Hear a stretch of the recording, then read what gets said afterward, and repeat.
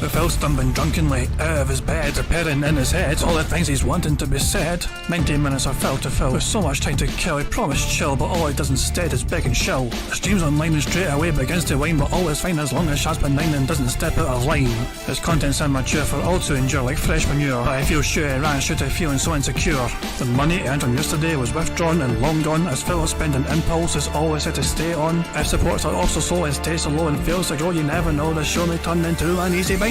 Once kicked off across the board with charge to what because his code can be ignored, just how much DSP makes us feel so bored. To help us fight our sleep and try to keep alert to watch a creep who play bingo, but Phil will bitch and why his sheep are also cheap while DSP is chasing green. We're seeing green across the screen as Phil's routine predictability rivals are slow machine. It's not in burping, leaning ban. It matters not if battery fun is shy or scan to see if hours make him feel less of a man. Takes a drink and starts his like before lunching into a big pretending there for bills when truth is there to buy a wrestling JPEG. Talks about his shitty life of college cat and fatty life and all his strife of forgetting that it's unwell and they were rife. With drama he will react but isn't act, that is a fact as he rehearsed to be exact in how he felt he was attacked. Teaches nearly over and a win is in sight with what to white despite Phil to light that tips were not light.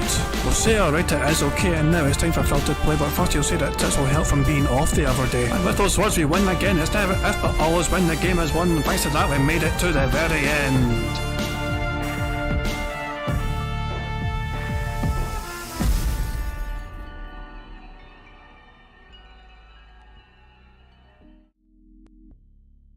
Hey guys, King Jad here, and welcome to DSP Bingo for what is today, Sunday, the 14th of January 2024. I do hope you're all doing very well indeed.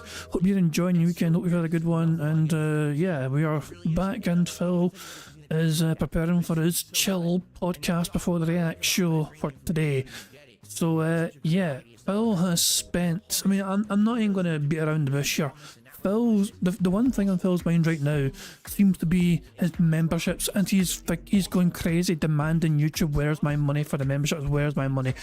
And there's one thing that Phil is not taking into account, and I'll go over that very soon. I'm going to show you the Hate Army video first, okay? Hate Army had a video of Phil basically threatening YouTube, you know, DSP threatens to break Pajit's kneecaps if he doesn't pay him. Phil is going absolutely crazy right now, chasing these memberships, trying to figure out where he's expecting far more money than he seems to be receiving, and Phil thinks there's some sort of glitch. He thinks he might be getting audited by YouTube. There's a simple explanation which I'll go over, but first, this is how Phil started his night podcast. I think he was playing Sea of Stars on Saturday night, but before the podcast began, Phil spent too much time telling his audience about his worries and concerns about the apparent lack of money he was getting for these memberships. The Hate Army troll. It's the Hate Army, bro. Hate Army. Shout out to Hate. Good vibes to the Shout Hate out to Army. Hate. Shout out to Hate. Shout out for hate. Shout out to Hate. Shout out for hate. Let us split the part here. I want to say thanks, you guys. You're a great audience hanging out with me today so far. And 2 more hours. A Resident Evil 0 remaster coming up next. Thank God we didn't soft lock, but we may still. Let's see what happens. Okay. So first of all, I should get 672 on the leaderboard here. Because he did do a super chat and I forgot to put him up there, and that's not right. So let's get 672 up there. Guys, thank you so much for your support. My goals for today are to hit 1,110 members, all right, on the channel. And I don't know if we're going to do that. So hold on, before I continue, this was a day stream, my bad. This was actually during the day stream. This happened yesterday. And by the way, Phil was at $58 for a long time before this entire segment right here triggered a $100 anonymous tip from some rando. That is $100 there. So Phil was on $58, and then he's like, wow, memberships, money, where's my money? And somebody anonymously tipped him $100 just to get him to shut the fuck up about it because he wouldn't stop going on about it. And he was going back and forth with YouTube apparently a whole lot. So there we go.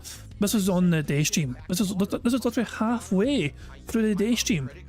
But he's on $58, he's fucking taking a break, he's like pause in between parts, you know, they stopped recording between parts, and they had a strange old membership beg session. That or not, but it's 11 more or 12 more, so please consider becoming a member or gifting a membership today if you'd like to help the channel.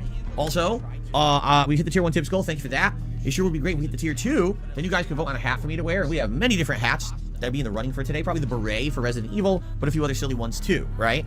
So please consider tipping. Alright. By the way, remember, today before I did the podcast, I talked to YouTube chat support, about the whole issue with the memberships and how basically I haven't really gotten any reports of revenue from those yet. I see nothing as of yet. They are supposed to email me about that issue.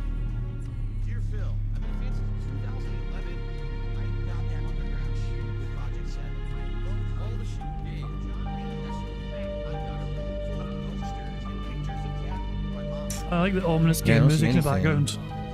It kind of adds to the tension that Phil was going through. The background Resident Evil music. Yeah, I'm looking.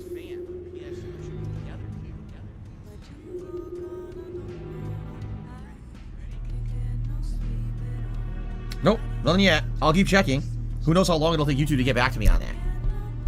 They do get back to him though. For those who don't know, if you're wondering what I'm talking about, so as you know, look at our memberships. Right now we're at almost 1,100. We were up to 1,170 the other day. We had 500 gifted memberships over the last week. There were 400 gifted memberships from someone named Nikita and 100 from someone named Duty. Okay, but in my YouTube dashboard, none of that is recorded as revenue, and I have no clue why that would not be recorded as revenue. It doesn't make sense. It should count as revenue. So why am I getting nothing from those? Right? It doesn't make sense at all. So this morning, it's been almost a week, by the way. It was the 7th, so 6 days ago was when I got that first member bomb of 200 members. Yet it still doesn't show any revenue for it. So basically, I contacted YouTube this morning, and in the chat, I explained this to them. I even showed them screenshots, and I said, "Can you tell me what's going on? Is this legit or not? Is it fake? Are you holding it for confirmation purposes? Like, I need to know." Because right now, people think I'm doing really good this month. Take a look, right? Look at those members. You think, oh, wow, Phil's doing great this month. And I know what's happening is people are coming by, and people who might normally give some memberships are like, Phil's doing fine. He doesn't need them right now. But I might not get... The ego. Right there, the ego. Also, he's expecting that, people that normally would be forthcoming with their gift of membership bombs are seeing Phil's doing quite well, and so they're not bothering the arse because someone else beat him to the punch. The sheer ego on this fucking person, and it's incredible.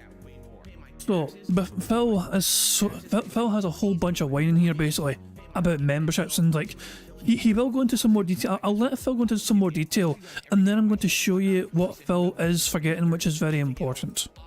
Get any revenue from 500 memberships that it's showing right now.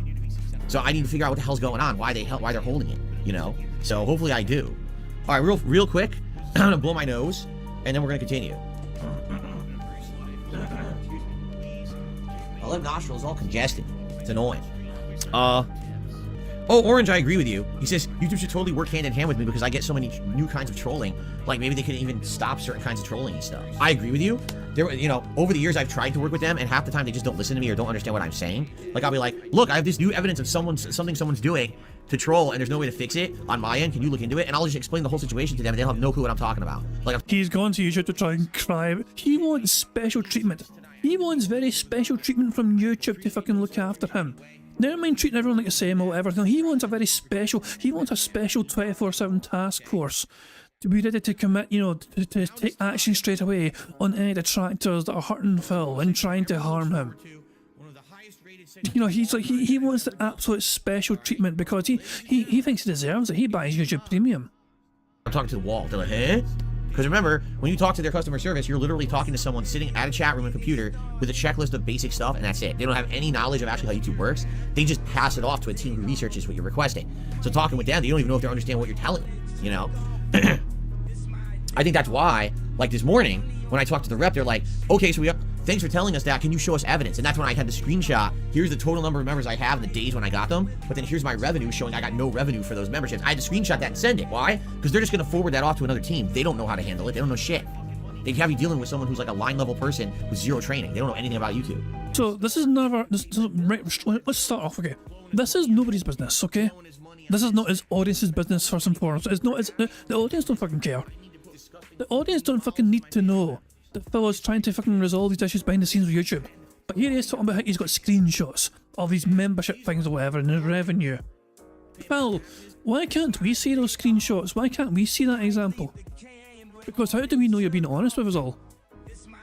Of course, Phil's not going to show screenshots because he has to protect himself. Phil thinks that those screenshots being public would hurt him. All it would really do is reveal how much he's earned in a specific time period on YouTube. That is the extent of it. Although Phil will explain here very soon how much he had made and what he is expecting. Thank you, 672, for the super chat. He says, Cajun, spicy fried chicken because I'm black. Well, that's incredibly racist. I mean, even if you are black, that's still kind of racist, is it not? Is it not? I think it is. I do believe that that is racist. So, anyway. Okay. They're Google, do they actually care? Well, technically, you know, they owe me. If they're saying I have 1,100 members, and they're showing I have 1,100 members on the channel, and 1,100 of you have the benefits of a membership, they technically owe me the money. You know what I'm saying? Unless they can prove that there was some kind of a malicious intent, like there was a chargeback or something. And if that's the case, they have to tell me that. They can't just say, oh, fuck it, we're going to give you a forward-facing number that everyone can see you have this many members. Oh, by the way, you don't get paid. Like, that's bullshit. You can't do that. So, hopefully they figure it out. All right, Doctor. Well, he says, have a good rest of the stream. I'll be here sleeping and eating. Sounds good. All right. You guys ready to continue? Here we go. This guy sent me crazy stuff. It's a ton of shit he just sent me. This is a YouTube guy emailed me. This is the same stream, by the way. The same stream, Resident Evil. But again, what he's saying isn't true. So he started gameplay, and then he's paused again or what whatever. He's saying is not correct per anything. Let me take a look here. The YouTube guy apparently doesn't know what he's talking about. Phil knows, but YouTube guy doesn't apparently. Listen to this shit. Listen to this shit coming up right here, man. This is unreal. Yeah, it's wrong. Everything he's saying is wrong. I love it. It's hilarious.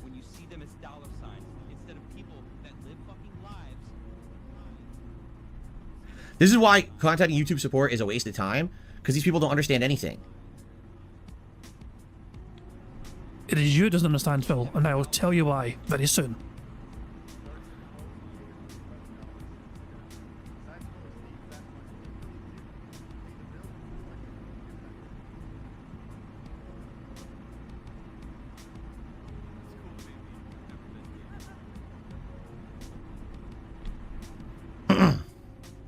.25 speed, let me remind you. This much deaderly reads and tries to make sense of his explanation. Yeah, it doesn't make, I knew it. He's wrong. He's absolutely wrong. Yep. Here come some figures, guys. You ready? Here come the figures. What he's saying is completely false.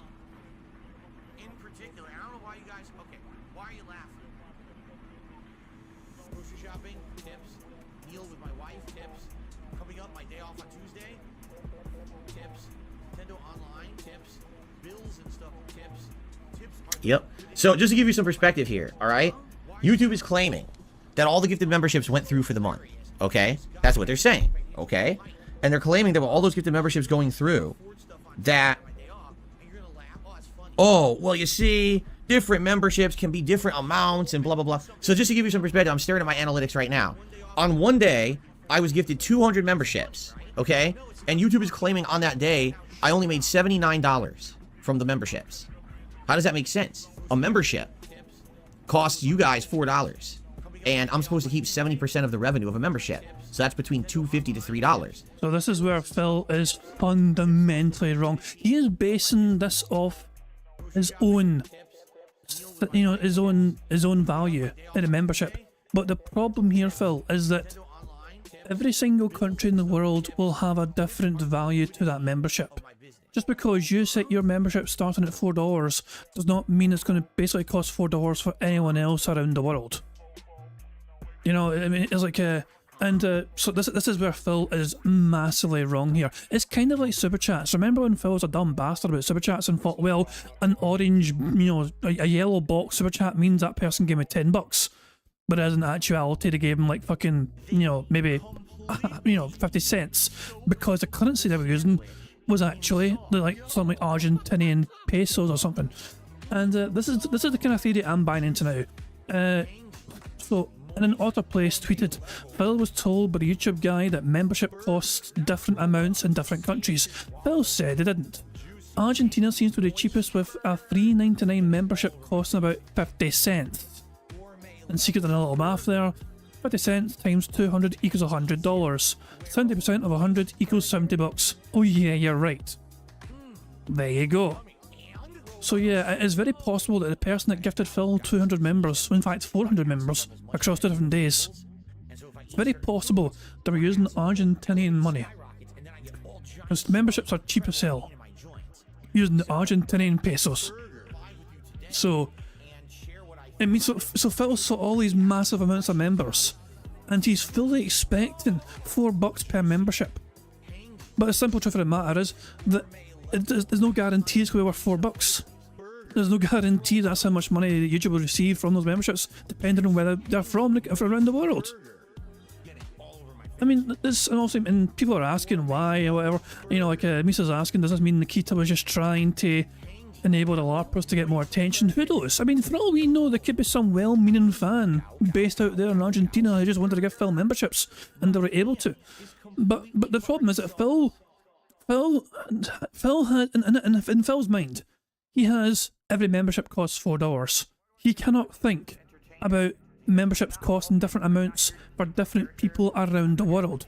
His mind is literally just stuck on $4 per membership. So because he was gifted 200, he wants, and he's expecting far fucking more. That's the problem that Phil has. He cannot really equate that, you know, and understand the logic that YouTube will charge people different amounts based on where they are in the world.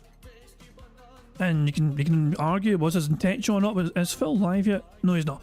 You can argue that somebody done this on purpose to Phil, who knows, but there is more to this. So if you just do the simple math, I should have made $400 or more on the memberships that day. It says I made $79. Okay? The next day, when I got the other 200 gifted memberships, okay, it's saying I made around $200, meaning I only made $1 on each gifted membership. How does that make sense? How on one day was I gifted 200 memberships and I made $79, and the next day I was gifted 209 memberships and I made $200? It's the same membership. That doesn't even make sense at all, in any way, shape, or form. That makes no fucking sense. So what the data they're giving me is wrong. So now I got to respond to this guy and tell him, you don't know what you're talking about. Beautiful. Absolutely beautiful. And as I said, the math here, you know, there you go. The math is there. He made 70 odd bucks. So it was getting 200 members, okay? 50 cents per member is about $100. But, you know, 70% cut from YouTube, 70 odd bucks. So that first day he was getting 200 members that first day. He got 70 odd bucks.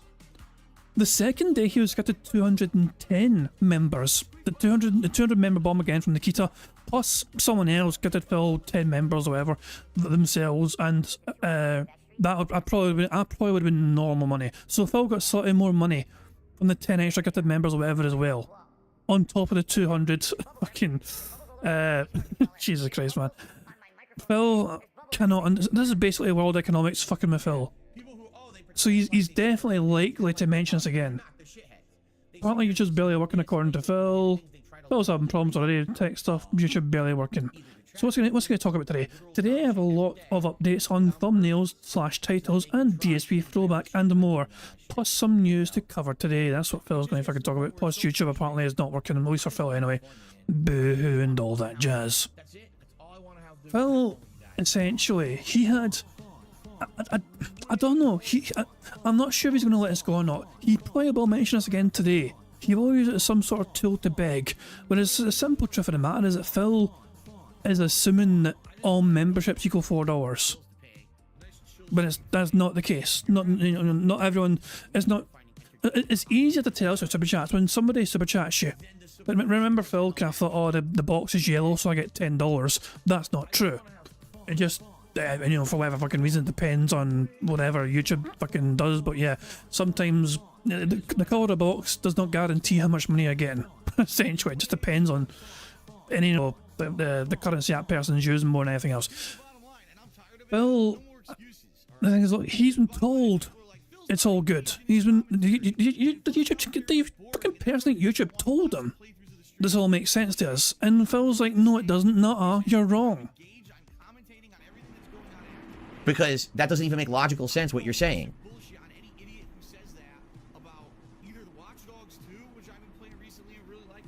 At all. It makes zero sense what you're saying. And then, just to give you some perspective, remember the day that I had the 100 gifted memberships? Supposedly those did count, because it's saying that I made a lot more money that day, but I think that revenue that they're listing here is not membership revenue. I think that's all channel revenue for that day.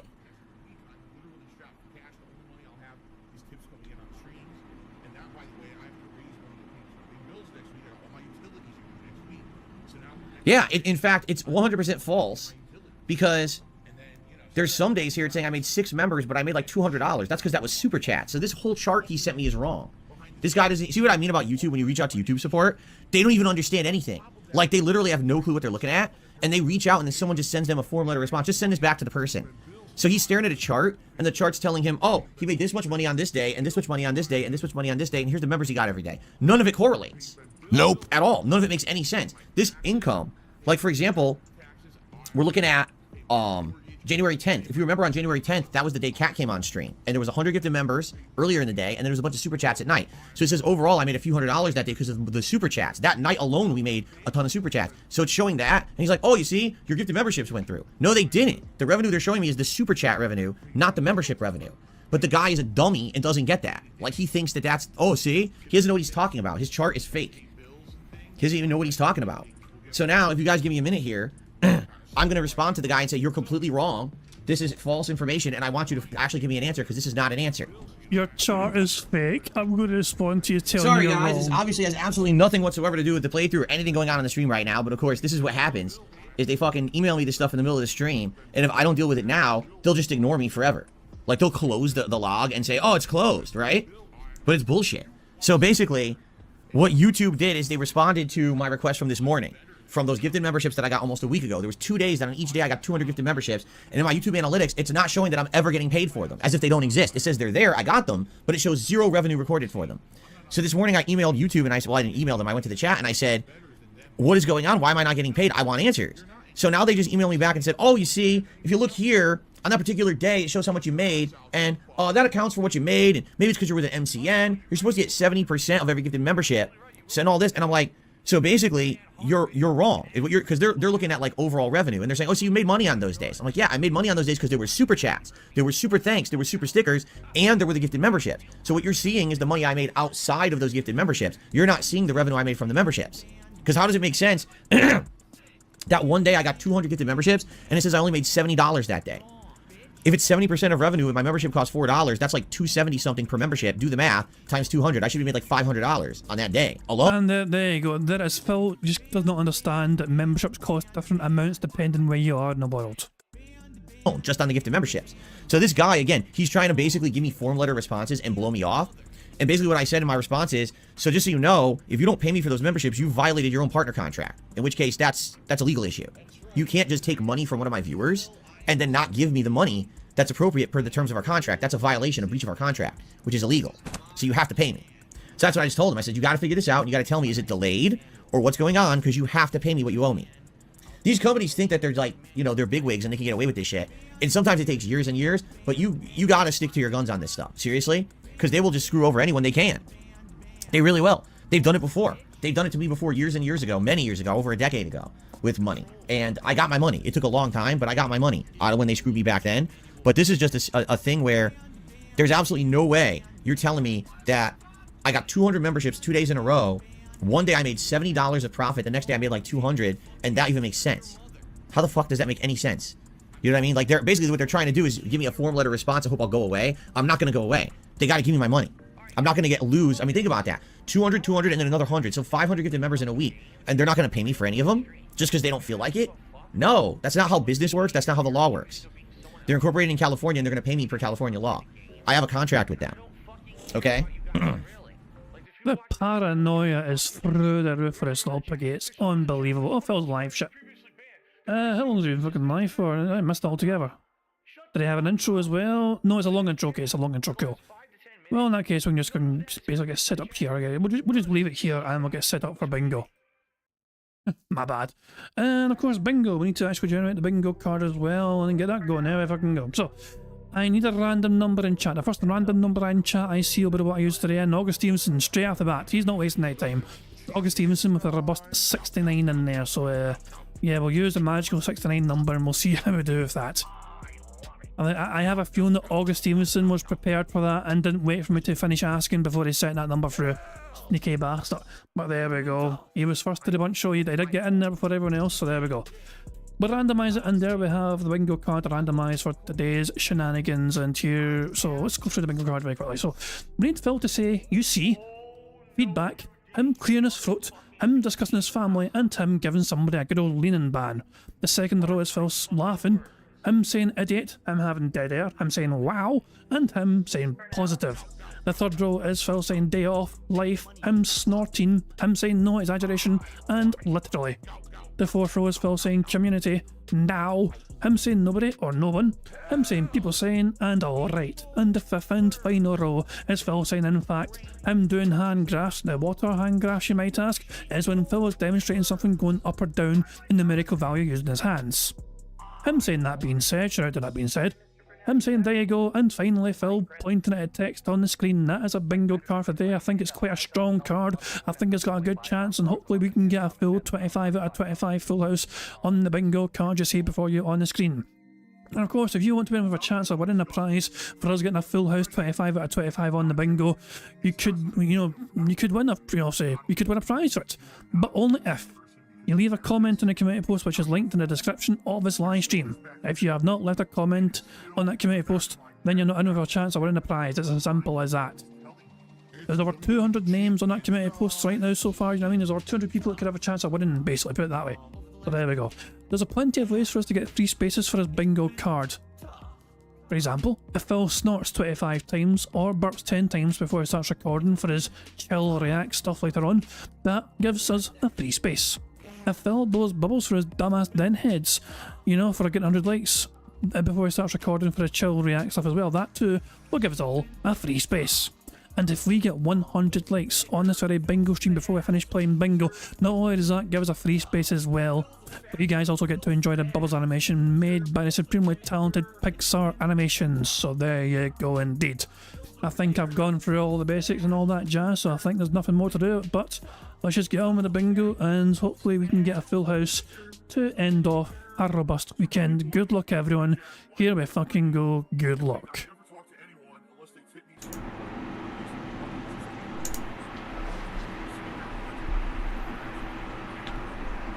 Burger. Oh, hello. How y'all doing today? Welcome to the Level 1 Podcast. Burger. I was in the middle of doing something else. Funny. Messing with emails, and I was like, oh, the music stopped, didn't it? Oops, a little late. Anyway, welcome to the show, everyone. How you doing? Today is Sunday, the 14th of January, 2024. I hope that you're all ready for some fun. We have a lot to talk about on the show today, so just to give you some perspective here, I've updated. This is normal speed, and I don't like it. We need one. Normal speed DSP is not a very good thing to tolerate. Screw that shit. We'll go back to 1.5. We haven't got a whole lot of speed up juice. We've got 2 minutes of speed up juice, so we might catch up with live DSP. Ready for some fun? We have a lot to talk about on the show today, so just to give you some perspective here, I have updates on thumbnails and titling on the videos both here and on all of my YouTube channels. A little bit of an update on DSP Throwback and what's going on with the videos over there.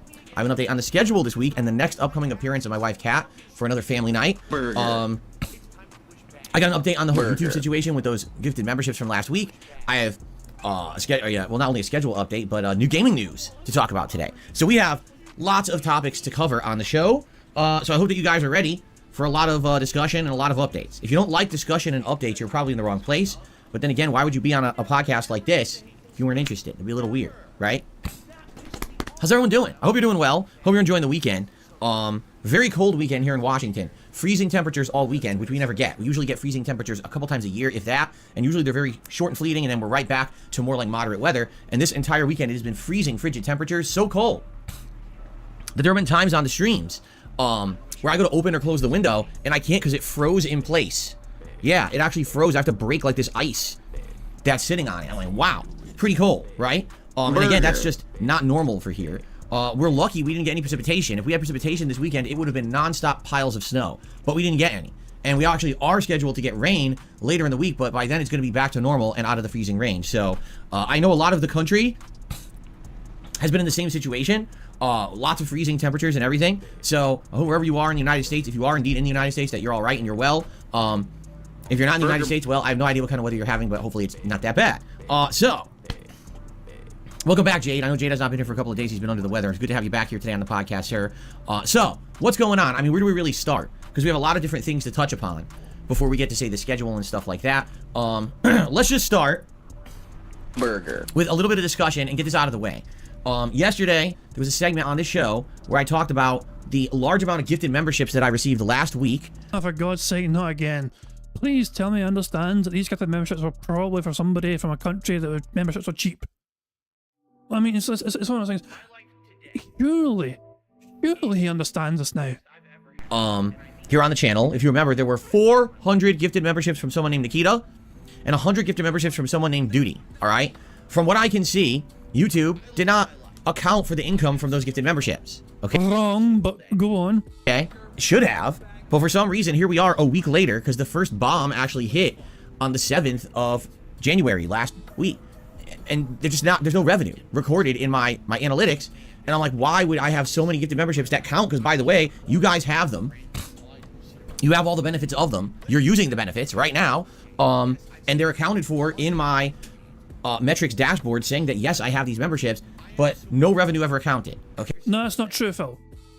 You said $70 for those 200 members were accounted for. That means that they counted as 50. But Phil is absolutely convinced. He is adamant here that every single membership should be based on his price, rather than the price that other people have for memberships around the fucking world. Oh, for fuck's sake, he still doesn't get it. He still doesn't understand. And of course he's going to start with this. He's going to fucking pretend he's still a victim. He's going to fucking pretend that he's been getting robbed by YouTube of money. He's going to use it as a fucking way to play victim and try and beg his audience for some more money because the support he was expecting is not forthcoming. Okay, so the reason that this even became an issue yesterday is because before I started my stream, I went into a YouTube chat to talk to a YouTube representative about it. And I hate to say it because I've told you guys this a million times before. The YouTube representatives, you might as well talk to like for example, this cleaning cloth right here. Like if I actually talked to this cleaning cloth about a problem on YouTube, I'll probably get a better response out of the cleaning cloth than actually talking to the YouTube chat rep. Because even though they're supposed to be there for anyone in the partner program, that's the point. Like, they're partner support. They don't usually help at all with anything. All they do is they regurgitate form letter nonsense that you can easily find online by doing absolutely no work whatsoever, but instead just copy pasting a bunch of instructional stuff that they have on their desks or in their database. So, yesterday as I was booting up my stream and you guys were hearing the pre-stream music, you heard boop, boop, boop, boop, boop. People were like, what the hell's that? That was their chat as I was talking back and forth with them, explaining the situation, giving them screenshots and everything. And basically, they were like, okay, we'll get back to you. So they did get back to me in the middle of my Resident Evil 0 stream yesterday. Okay? So again... Outrageous. They didn't time it right. They contacted you in between a stream, and so you had to derail your entire stream so you could respond to them. They didn't try to do it outside of your business hours. And people are like, what are you doing? I'm like, yeah, I got a giant email from YouTube. Let me read it.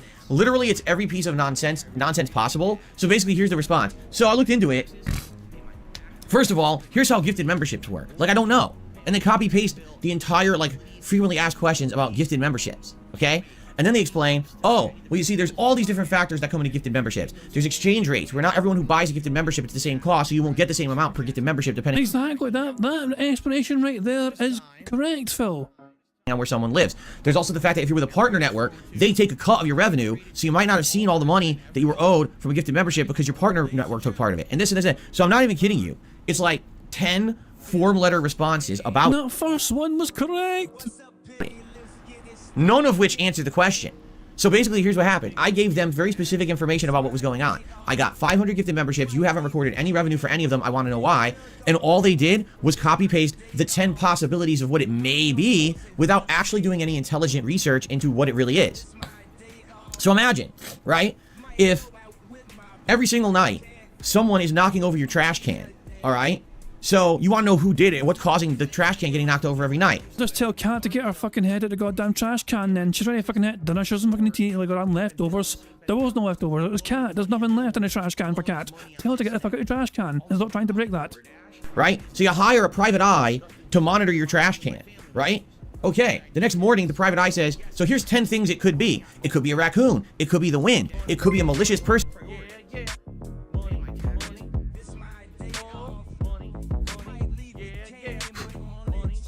Oh god, this is fucking painful, fellas. This is fucking painful as all shit.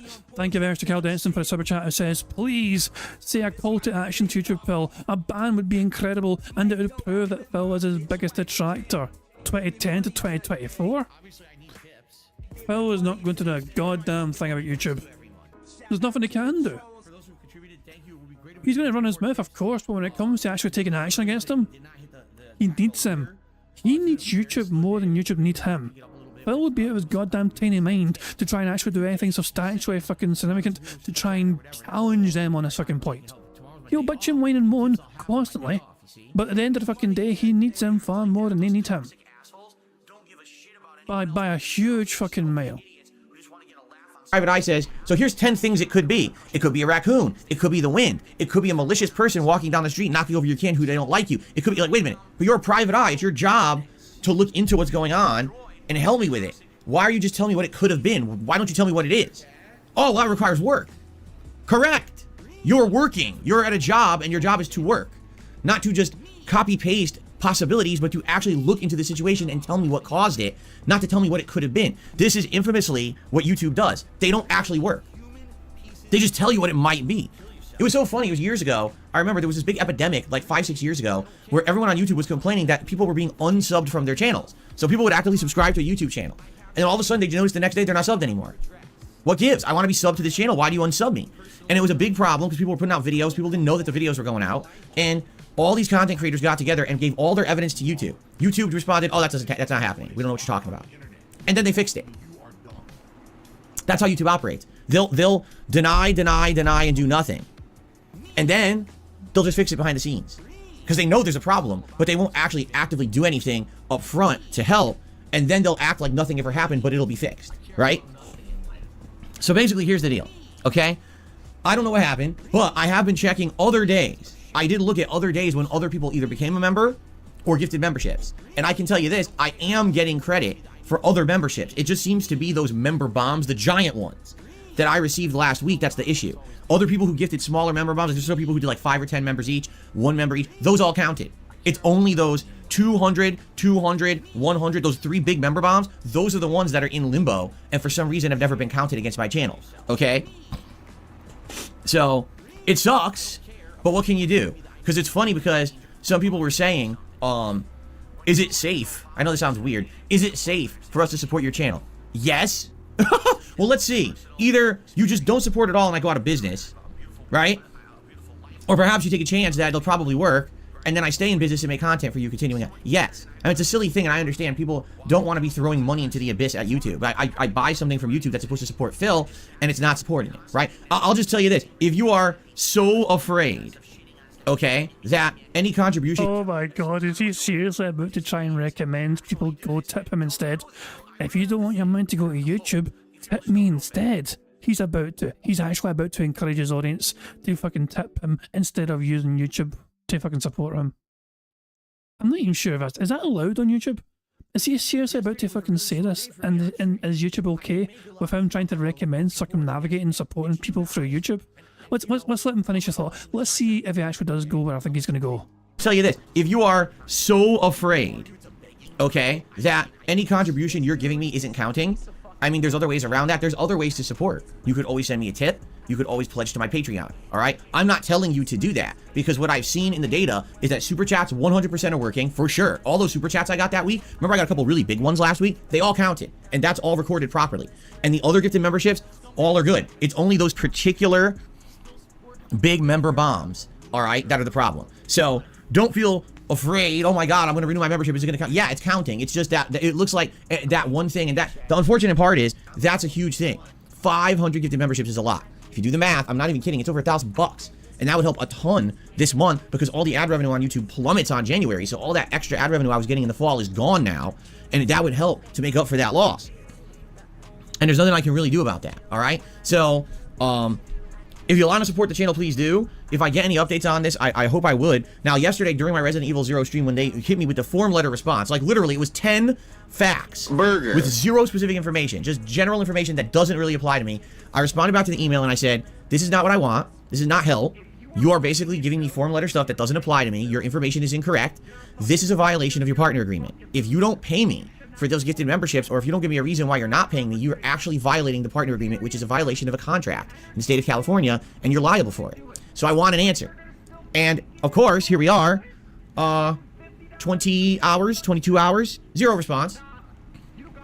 Because again, this is how YouTube operates. They probably won't respond, and then all of a sudden, I'll get the revenue, it'll show, or I will get a message about, oh, just so you know, those were fraudulent and therefore you're not getting. Like, that's how YouTube operates. They'll ignore you, won't acknowledge anything, and then there's a resolution. That's just how they work. They've never in my entire history of me working with YouTube have I ever seen them, when I've asked them for something like this, have they ever admitted that something's wrong on their fault and they'll fix it. Never. It's always bullshit. So, it is what it is.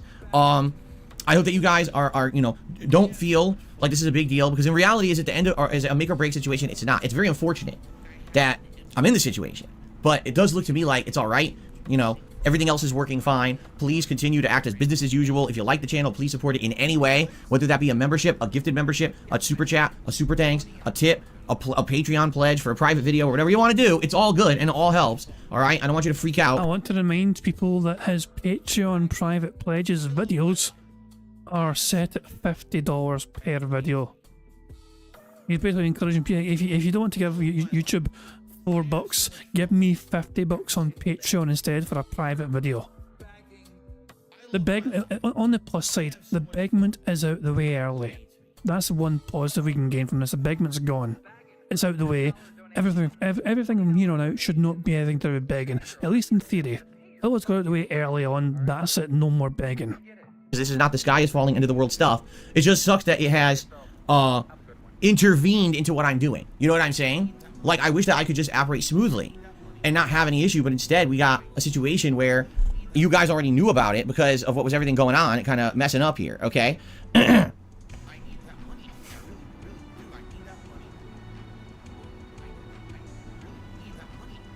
All right, hold on. Ban? Is it a possible ban? Or is it reading an email? He's reading an email, I think. Yeah, he must be reading an email. You should respond. Says, see you in court. I just got an. Are you shitting me? I'm not even kidding you. I got an answer, and the answer is, of course, terrible. Hold on, because I'm about to sneeze. I'm not kidding you. As we're doing the podcast, I just got an answer.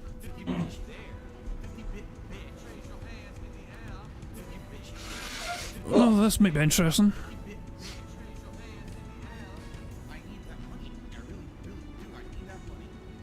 Come on, Phil. Tell us what mean, nasty YouTube said. Okay, listen to this. Let's see if you like this answer. I don't think I like the answer, but at least it's an answer. I can't believe live, as I'm telling you the story, we got our answer from YouTube. And it's actually a legit answer this time. Okay? Are you ready? So basically, in a nutshell, because I just read it, here's what YouTube says how it works with gifted memberships, okay? Let's say, for example, right now, I don't know, Gabriel. Gabriel, you're on the stream, right? There you are. Let's say you dropped a 10-member bomb on this channel right now, okay? So, boom, immediately in the chat, you would see 10 members have been gifted out, and it goes to these 10 people, and I would shout it out, right? Now, if those people are actively on the stream, okay, what you do, I don't know how this works. Do you claim it? When you guys get gifted a membership, do you manually claim the membership? Is there a process by which it's like, oh, you've been gifted a membership, congrats, and like click here or whatever? See, I don't know how it works. Is that what it actually says? Can you guys confirm? Because anyone who's gotten a gifted membership, can you confirm how it works? How do you get the gifted membership? So if you've ticked your box in settings, it's automatic. Okay. It's automatic once you opt in. It shows up, you'll end up getting an email saying you got one. If you opt in, it's considered automatic. Here's what YouTube just told me, okay? Basically, what YouTube just told me is that so many memberships were gifted to the channel, all right? That basically they were assigned, but they won't count towards the channel until the person actively gets them. Oh.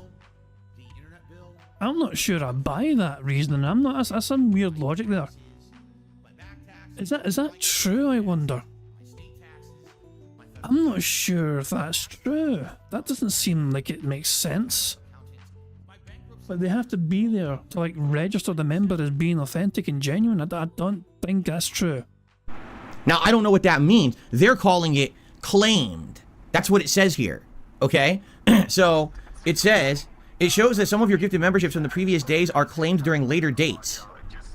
That's what he just wrote me in the email, all right? So what YouTube is claiming, doesn't mean this is true, because YouTube talks out of their ass all the time, all right? What YouTube is claiming is that on the days that the 200 member bomb came in, people weren't around to claim them all. The 200 people who got them weren't there. The day when they actually claim the membership, I'll get revenue for it. That's what they're saying. I thought the person got refunded for memberships that were not claimed. For the person that was gifting it, I thought the person got refunded for anything that was never claimed or received or whatever. So for example, again, if Gabriel gifted 10 memberships to the channel, and the 10 people who get those gifted memberships are sitting in the chat talking, that's considered claiming it instantly, and I get revenue for it right now. But in the case of gifting 200 memberships, okay, and I'm assuming all 200 people were not on the stream to claim them, those people actively have to, I guess, log in or join a chat or do something to claim them, and then I get paid for it. That's what YouTube is telling me. So what YouTube is saying is, if you look at some future dates of your revenue, you'll notice that 1 or 2 days you've got a boosted revenue, and that's because some of the more memberships got claimed. So essentially, they're saying you should get credit for all the gifted memberships, but it's going to take a while, especially if with those 500 people, those aren't people who watch your content all the time. They have to actually actively show up and log in and everything, and then you'll get credit. That's what YouTube is telling me right now. Okay? And yes, for Helgen, to answer your question, that does mean you can get a gifted membership without being on the stream for sure. There could be someone who's like hasn't been on the stream for a while and gets a gifted membership, and if they don't claim it, then I don't get credit for it. That's what YouTube is saying. Sarah says, makes sense. It's rare you have over 500 viewers. True. It's probably not enough active viewers to claim that amount of memberships. You're probably right. So basically what YouTube is saying is, we'll divvy them out, but the person actually has to log in, show up, and then it has to apply to the account, and then you'll get paid. So here it is a week later. And perhaps that first member bomb of 200, right? It got applied, but maybe half those people didn't log into their accounts or haven't been on my channel, so they don't get them. So if they don't get them, I don't get paid for it. Wow. It's interesting how that works, huh? So I guess we'll have to see. So for example, 672 just gifted a membership. That went to Barrel Shroud. Congrats, Barrel Shroud. Thank you, 672. That I get counted for right away. Barrel Shroud's here. That immediately I get credit for that. But if people do giant bombs, there's no guarantee if and when I'm going to get them. Right? SB says, maybe it's an anti-money laundering thing. Criminals could mass give memberships to launder their money. So they need actual active users. Yeah, I could see that. I could definitely see that. But the problem with that is YouTube's taking a cut. Why would you launder money through like YouTube? I mean, this could be Twitch as well. This isn't just one thing. How would you launder money? You're losing a giant cut. Like from what YouTube told me yesterday in their email. YouTube keeps 30% and the streamer gets 70. And that's better because on Twitch it's 50-50. Here it's 70-30 split. So I get way more on this site than I would have gotten on Twitch. That would be a pretty ineffective way to launder money. Don't you think? You know? I think so. Yeah, I don't know. Anyway, it is what it is. All right, so this is at least we got an answer. Do you like the answer? I don't know if I like the answer. I think that at least I have an answer. I'm glad that I got an answer. I don't think I like the answer, though. Like, someone paid for those memberships. The money was taken. Those memberships were divvied out. I don't care if anyone ever logs into their account to claim it. I should get credit for it. Right? You don't care who gets the membership as long as you get the fucking money for it. Wow. Way to not give a shit about your community, Phil. What I'm going to understand, and I think the only person that could really answer this, I know this would be weird, would be Only Iced Coffee. Because when gifted memberships began, I think it was like 2.5 years ago, or 1.5 years ago, Only Iced Coffee was the first person to buy them. And you know what happened when he I guess, well, at this point, they bought them? Sorry, because I believe they're transitioning, and I think at that point, Only Iced Coffee was he, but now it's she. So now I have no idea what to say, and now I probably look like a jackass no matter what I say, so I'm just going to say they, okay? So, if Only Iced Coffee was the first person to buy gifted memberships, you know what happened? They got refunded. Now, I don't know if they all got refunded, if some got refunded, because what happened was people had to sign up for the memberships first to say, oh, I approve them, I'll accept them, and no one had because it had just launched. So, they got refunded. But did they get refunded for all? Did some get refunded? How did it work? Because I'm sorry, but I'll be honest with you. I'll be pretty upset if people are supporting my channel, buying gifted memberships, and YouTube keeps the money and doesn't refund it if they don't get assigned, right? That doesn't make sense to me at all. It's like... I think what happens is that basically for that day, like I've had this happen to me before. Let me actually see if I can find it in my folder here. I had to take a screenshot of it before. Give me a wee second here. Let me see if I can find it. This might take just bear with me here. Please bear with me while I try and stumble my way through finding this fucking random bit of a... Let's see. That ain't it. No, that ain't it either. Yeah, I'm sure I saved it somewhere. But I can't find the bastard thing. I'll try here as well. Hold on, let me try here. Don't... Ugh, for feck's sake. Yeah, I can't find it. I took a screenshot one time of my analytics page because it showed one of my days being like negative $15 or whatever. I was actually technically losing money on YouTube that day because I think somebody had gifted, like, I think somebody came in and gifted a good number one time. Like, I think it was like 20, but I don't think all 20 were received. Something like that anyway. What could happen to Phil is that he could end up having a negative value in monies. Maybe not overall. It depends on the super chats and the super stickers, whatever, and the legitimate other contributions and members, whatever, would counteract that.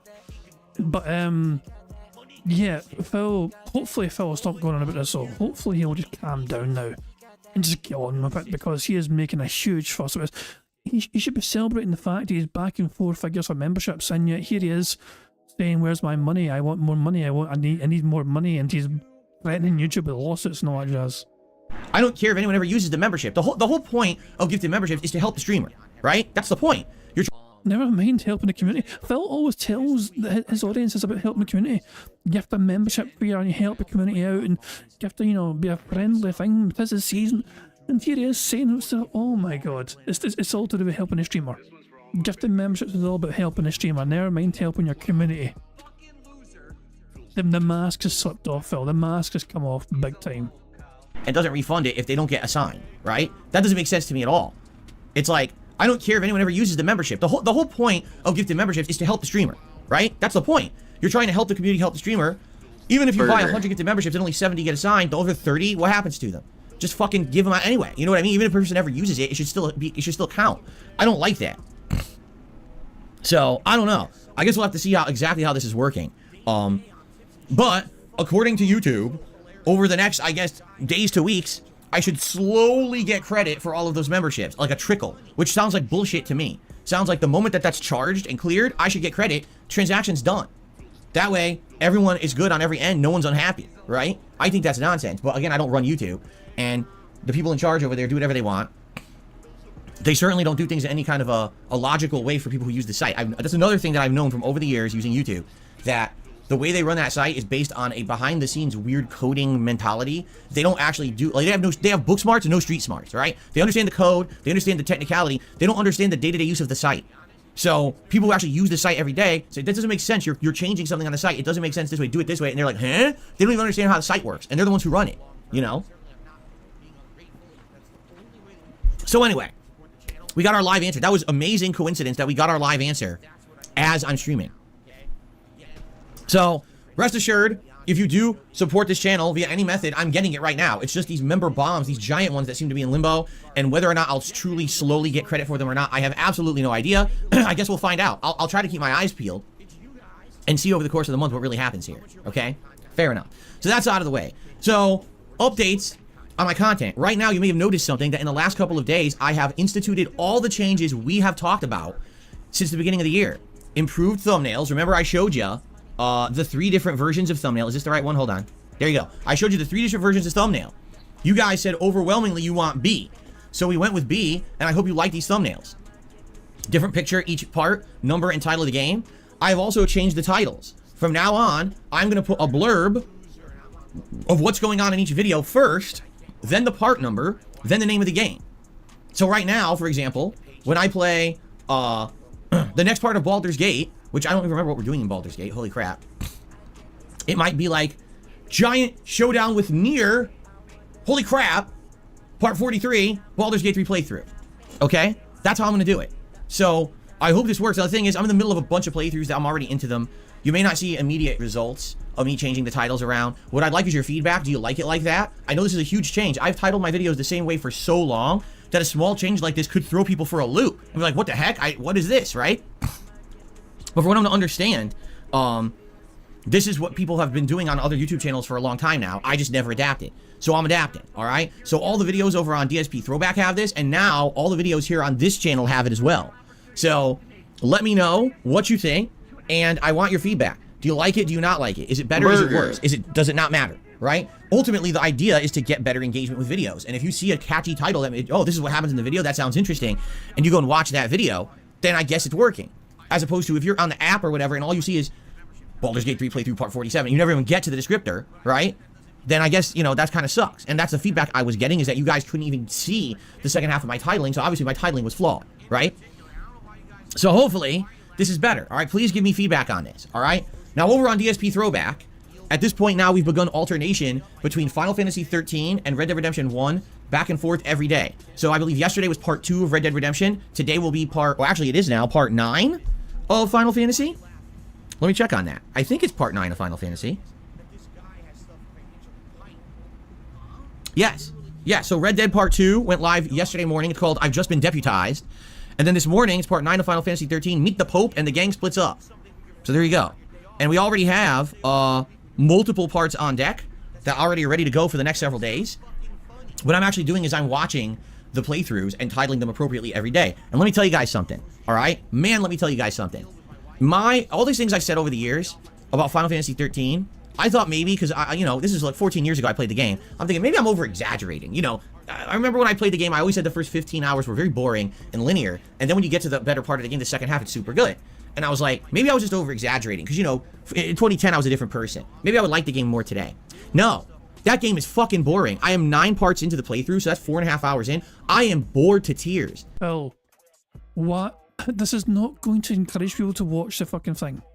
Why should anyone bother to watch something if you're telling us all you're bored to tears watching yourself?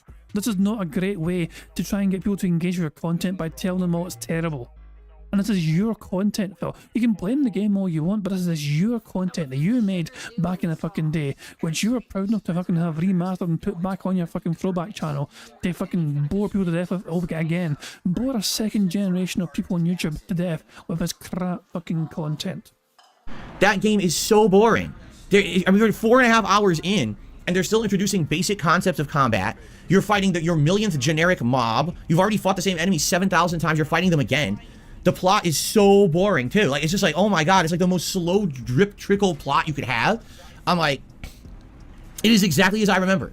Exactly. And 14 years later, it feels exactly the same to me as it did in 2010. Boring. And like I told you guys, I remember toughing through that playthrough and getting to like hour 15, 16. And what happens is you get to this first open world area. Number one, you get to select what characters you want in your party rather than only having assigned ones because it's so linear before that part. And number two, now you can open world explore. You can find all optional content and areas and bosses and quests. The game gets so much better. It's like, wow, it feels like Final Fantasy now, right? But the first 15 plus linear hours suck ass. It's like, why is that game so bad?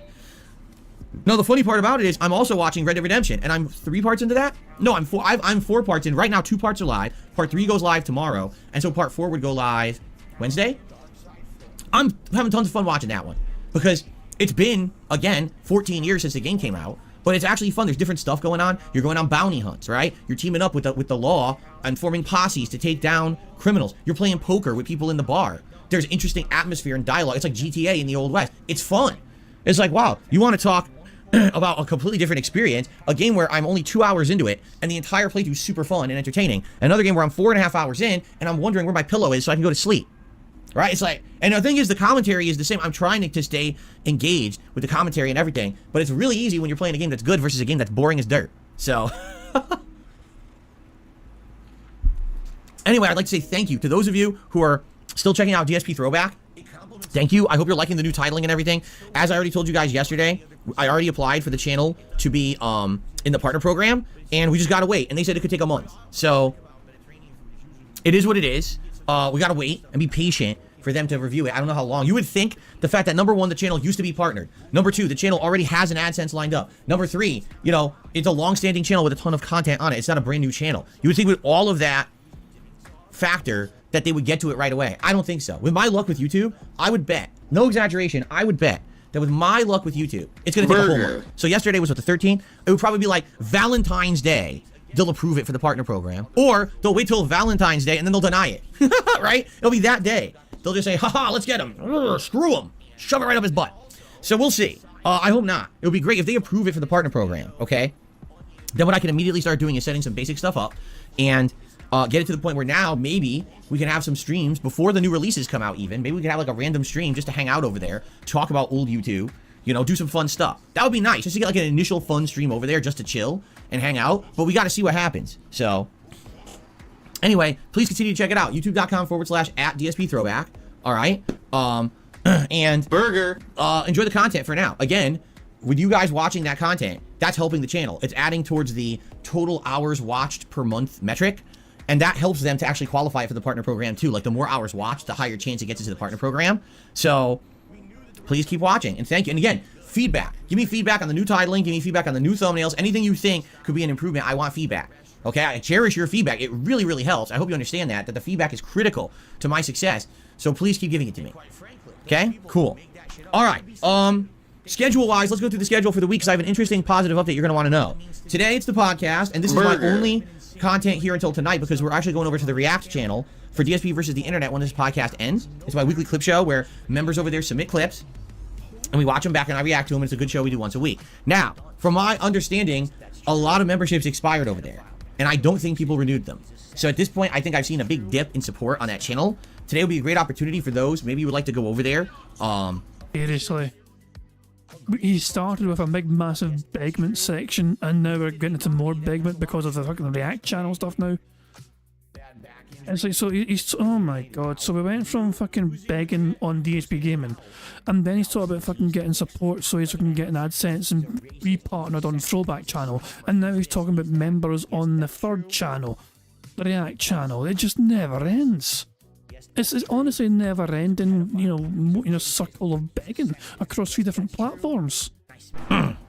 Perhaps you would like to, what was I going to say? Perhaps you would like to re-up your membership or become a member so you could actually submit clips and stuff like that, right? So consider it, all right? And thank you to those who are supporting that channel. That show is really the reason the channel still exists and gets, you know, and I put the time into it that I do. I realized this month I'm really not doing anything for the channel. You know, last month there was all this Christmas stuff, special Christmas stuff. This month there's like nothing, right?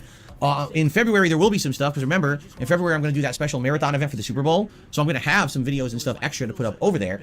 And if and when there is content for me to watch and do like reviews of, like if there's a TV show or a movie or something that's interesting for me to review, I'll do it. Right now it just seems like it's kind of a dead time for React content stuff, right? So hopefully you'll join me for the React show after this, okay? So that's the first stream. And then tonight on the late stream, it is Modern Warfare 3 multiplayer for the first time in many weeks. I haven't played it now in at least 2-3 weeks. And we're going to do a one-off stream of that tonight. What am I going to use? I have no idea. We'll just see. We'll just jump in there and just start using random weapons, maybe some melee and stuff. You know, do some chaotic fun stuff and just have a silly multiplayer night as a one-off thing to break up the streams and have a little bit of different content. Oh boy. Ex-Hooligan has gifted Phil 50 memberships. But where are they from? Are there 50 people in Phil's chat to accept all 50? Will Phil get the money for all of them? Who knows? Are they from Argentina? So it's only 50 cents per member? God knows. God knows. But yeah, this is going to guarantee another fucking begment here. Phil's going to be scrutinising the analytics. So Monday, it's going to be Baldur's Gate 3 on the first stream and more Sea of Stars on the late stream. I'm actually excited for Sea of Stars because I played it last night and I really enjoyed it. We just don't play it that much. So I'm glad that I'm going to be playing it more this week. Tuesday, it's going to be more Resident Evil 0 remastered. And the good news is we unsoft locked. I got out of the soft lock yesterday. And get this. This is really cool. In the original run that I did of Resident Evil 0 8 years ago, I had a different soft lock. I got past the Bat Boss, but then I got stuck in this room with hunters. I had to get a dial item out of a box, but there's 2 hunters in the room, and hunters deal some of the most damage in the entire game per swipe. And I had like little to no health, and I had to run in that room, grab the dial, and run out. There was no way for me to kill the hunters. I didn't have enough ammo.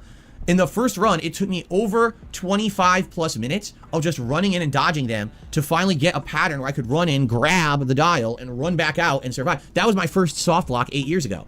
This time around, I beat it on the first attempt. I just walked in the room, I saw the hunter. Oh shit, I ran out. I said, okay, I know this is the hunter room. I turned around, I ran in, I took one hit, grabbed the dial, ran out, done. And I never have to go back in that room ever again. We're past it. We're in the next part of the game. I was like, wow, that is excellent. So in 8 years, you see things change. I get soft locked on an annoying boss that a lot of people get soft locked on. But then a room that was super annoying and soft locked me in my first playthrough 8 years ago, I beat on the first try this time. So I was like, yes, I'm excited. We're in a new part now, the factory. So when we play this on Tuesday, we should make good advancement. It's almost like playing the game before was a big, massive advantage for you, Phil. The next part of the game. Now, here's the thing. on Tuesday night, originally I said I was going to do Street Fighter 6. I'm thinking I'm going to do another stream of Sea of Stars. And there's a good reason for this. Number one, because I want to play a lot of Sea of Stars this week. I barely played it last week at all, and I want to make up for that. Number two, because something's going to happen on Wednesday. Because you see, on Wednesday, it's going to be Baldur's Gate 3, but on Wednesday night, ladies and gentlemen, I'm officially announcing it right now. It is time. Actually, I don't think I set up the art for this. Hold on. Let me see. Hold on. Bear with me. I should have prepared, and I didn't. Here we go. It's going to be cat. Family night. It's going to be cat. Ah! It'll be our second ever family night here on DSP Gaming. Kat wants to hang out again. I talked to her about it over the last few days. I said, hey, do you feel like coming and hanging out whenever you want? It's an open door policy. She says, let me think about it for a few days. And then I asked her this morning, and she says, yes, I would like to come hang out with everyone again on Wednesday night. So Wednesday night, it's family night here on DSP Gaming. Kat and I will be doing another, hangout session. And it'll be similar to the last one. There's no gameplay or anything. But we're just going to kind of field questions and hang out with you guys and talk a bit and see how it goes. And if you guys enjoy it, great. I hope you enjoy it. You know, we had a great time with the stream on Wednesday last week. We absolutely... It'd be great if you could let Kat talk this time and, form her own sentences and construct her own thoughts, rather than you just pretending she's a goddamn puppet. Absolutely did. So we're going to do it again this week and see what you guys think. Now, by the way, I just want you to understand, this is not necessarily going to happen every week. This is not a scheduled, once a week thing. It's just that she really enjoyed doing it last week, and she's like, yeah, I would love to come hang out again because it was such a great experience. I want to hang out again. So Wednesday night, family night, part 2, and, think of some topics you guys want to talk about with us while we're here live together on a Wednesday night. And yes, that also means Jasper Kitty will likely be joining us as well, okay? Yeah, Tub says you should probably have some topics ready to talk about. Oh, absolutely. I can tell you one of the things that'll be interesting. We'll be talking about her playing Tekken, because she hadn't played Tekken, I think, in ages. And to play the Tekken 8 demo, she was actually really enjoyed it. And I'd like to have her tell you about her experiences with that. And if she's planning on getting the game and stuff like that, you know what I mean? So, there you go. According to Raber Martinez, they're saying, in some parts of the world, memberships on YouTube scale differently. For example, in the Ukraine, it only costs $1.32 US. That's great. I don't have any Ukrainian viewers, just say no. Or I have like one. So that doesn't affect me. The vast majority of my viewers are American or Canadian or UK. I don't have a bunch of Ukrainian viewers. So what you're saying doesn't apply. But thanks for the information. Okay.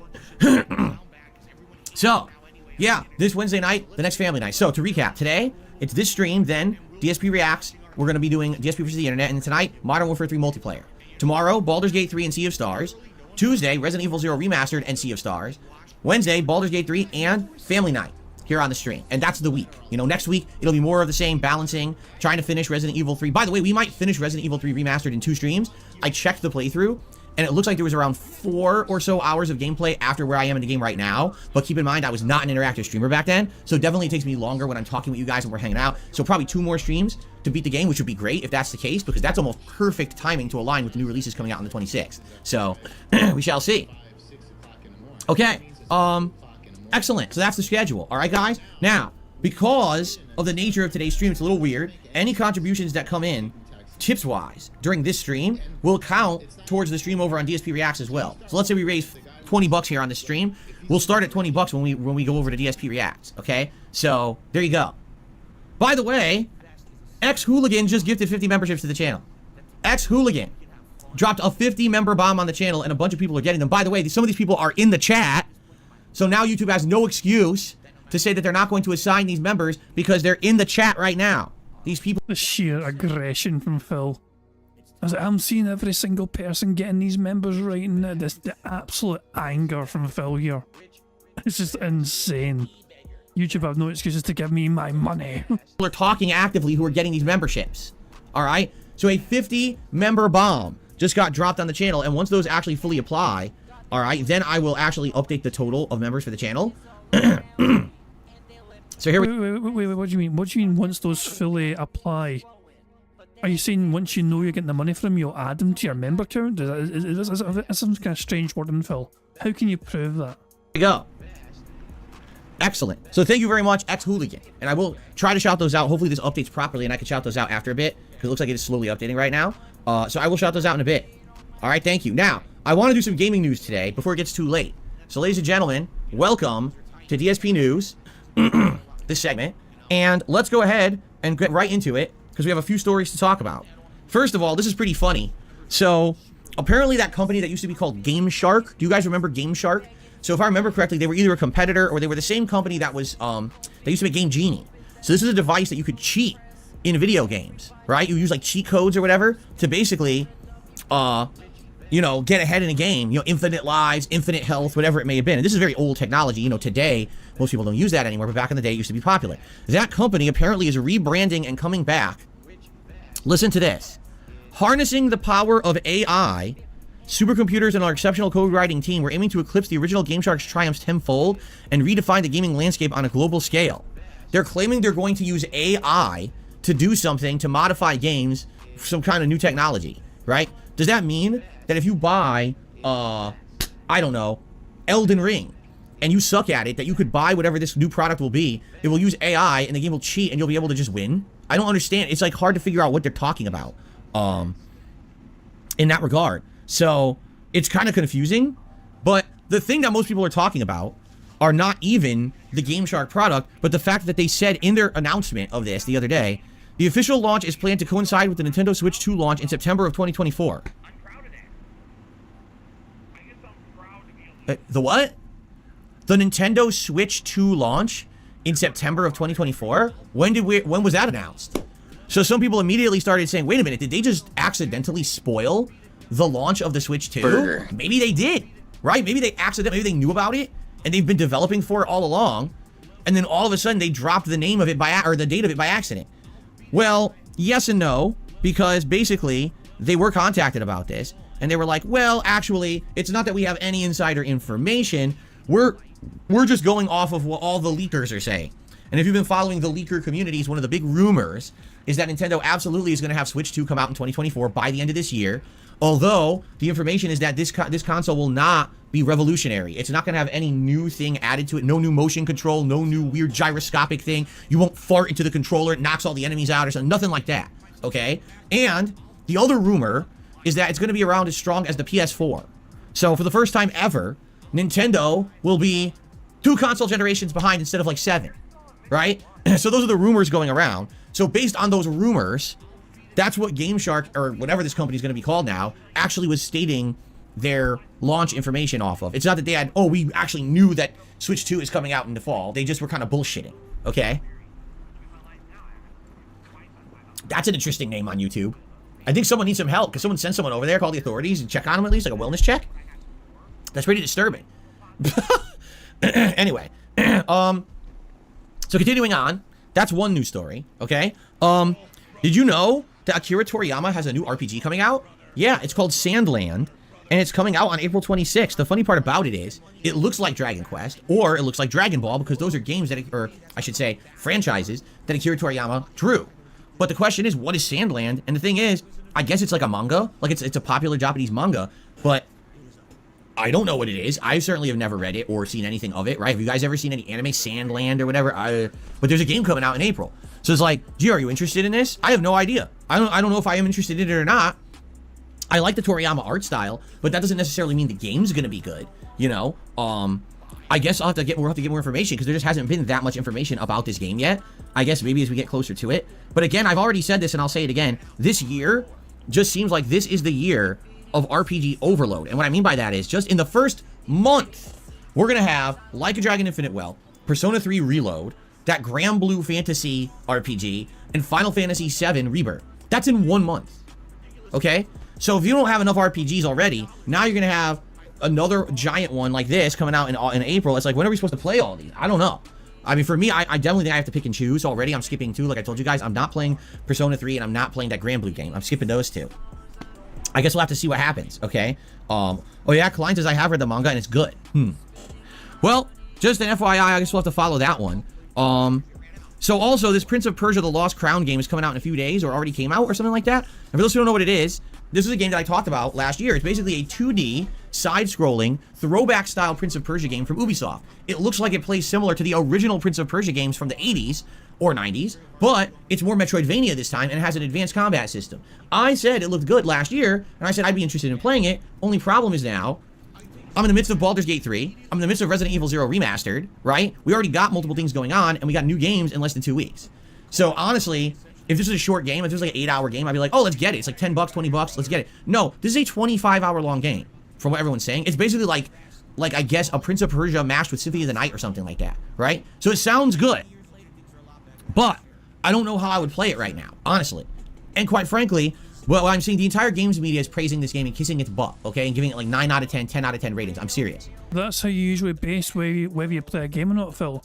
You skipped the new Saints Row game because the gaming media bashed it and slaughtered that game. So you trusted the gaming media to play games or not play games. Avatar. More recent example, Avatar. Phil didn't play the new Avatar game because everyone was bashing it, everyone was saying it was terrible, and so on and so on. He trusts the game media to tell him games are bad, but when games are good, at least when the game media are saying games are good, Phil doesn't trust them. It's a very strange sort of trust that Phil has with these game media companies. Like, he'll trust them for having negative opinions, but not for positive ones. It doesn't seem to make sense. Here's what I'm going to compare this to, okay? Hi-Fi Rush, okay? Hi-Fi Rush was a game that came out very early last year. It was a surprise drop, and all of a sudden everyone was like, oh my god, it's really good. Oh, it's Game of the Year contender, right? Hi-Fi Rush was a fine game. It had good graphics, it had an interesting button-pushing element, or element where it was timed to music, like a rhythm element to it. I'd never really seen that in a combat game before. The story was okay, had some cringeworthy writing, but it was a fun romp for a Game Pass game, or even if for like a discounted $20 game, that's not bad at all. Was it Game of the Year? No, it wasn't even close to being a game I would consider Game of the Year. That's ludicrous. But the games media has this bad pattern that if there's no big new games coming out that are like AAA hyped releases, they'll take a small release and they'll just overhype the shit out of it so they have something to talk about for a couple weeks. That's what Hi-Fi Rush was last year, okay? So I'm sorry, when no one was excited for this game whatsoever, 0 people, and all of a sudden... We have our first bingo of the game because Phil said no one. Burger. 5 in a row, that's concerning. Smashing stuff indeed. We're actually doing quite well for a bingo. We are 8 away from a full house, but technically we are 7 away because of a free space, because of Phil's snores. So there we go. So I'm sorry, when no one was excited for this game whatsoever, 0 people, and all of a sudden now, there's nothing going on in gaming for another week and a half, 2 weeks, now the games media says this is like the best game ever, right? And I look at it, I'm like, I get the feeling it's just another situation where they're going to overhype this one. I'm not saying it's a bad game by any means. I told you guys this game looked good to me when I was looking at previews and everything last year. I was interested in it, but I have a real hard time believing that a Prince of Persia game that plays like a 2D side-scroller Metroidvania is like 9 out of 10, 10 out of 10 good Game of the Year potential. I just don't believe it. Maybe, again, I've become so jaded to games media and what they say that I want to play it for myself before I trust them, but I feel like this is bullshit. There's nothing going on. This gives them a game to talk about for the next week until finally, like a Dragon and Tekken 8 and others are coming out, then they'll talk about those. But for now, this gives them something to do. They get overhyped over stuff when there's nothing else out, and they give it insane overinflated review scores. Oh, you're just a snob for graphics. But again, I haven't played it. I can't really say truthfully or not if that's the case. I'm just giving you my take. I think this is the Hi-Fi Rush of 2024 right now. Okay? Okay. So let's continue. So Steam sales numbers for 2024 are out. Actually, I should take that back. Not sales, revenue. Okay? Top selling game on Steam for 2024 was Baldur's Gate 3 with an insane Phil, stop. Don't you mean 2023? If you're going like annual, but we're only 14 days into 2024. I think that Phil's getting the year wrong.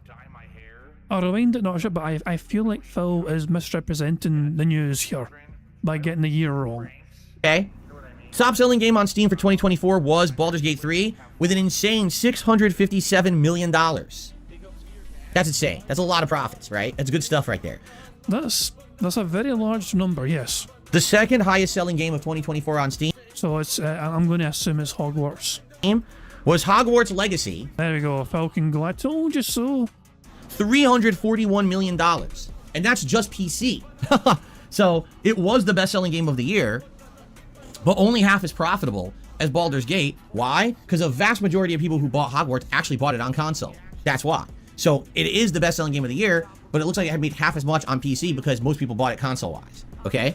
The third best-selling game on Steam for 2024 was Barbie Horse Adventures. No, I'm kidding. It was Starfield, which made $235 million. And then after that, it kind of trails off. You got Resident Evil 4 Remake, Sons of the Forest, and then it keeps going. So the funny part about that story is, yeah, Starfield actually was the third highest or third most profitable game I need to rewind that because I want. What was it that Phil said there for a joke? People bought it console-wise, okay?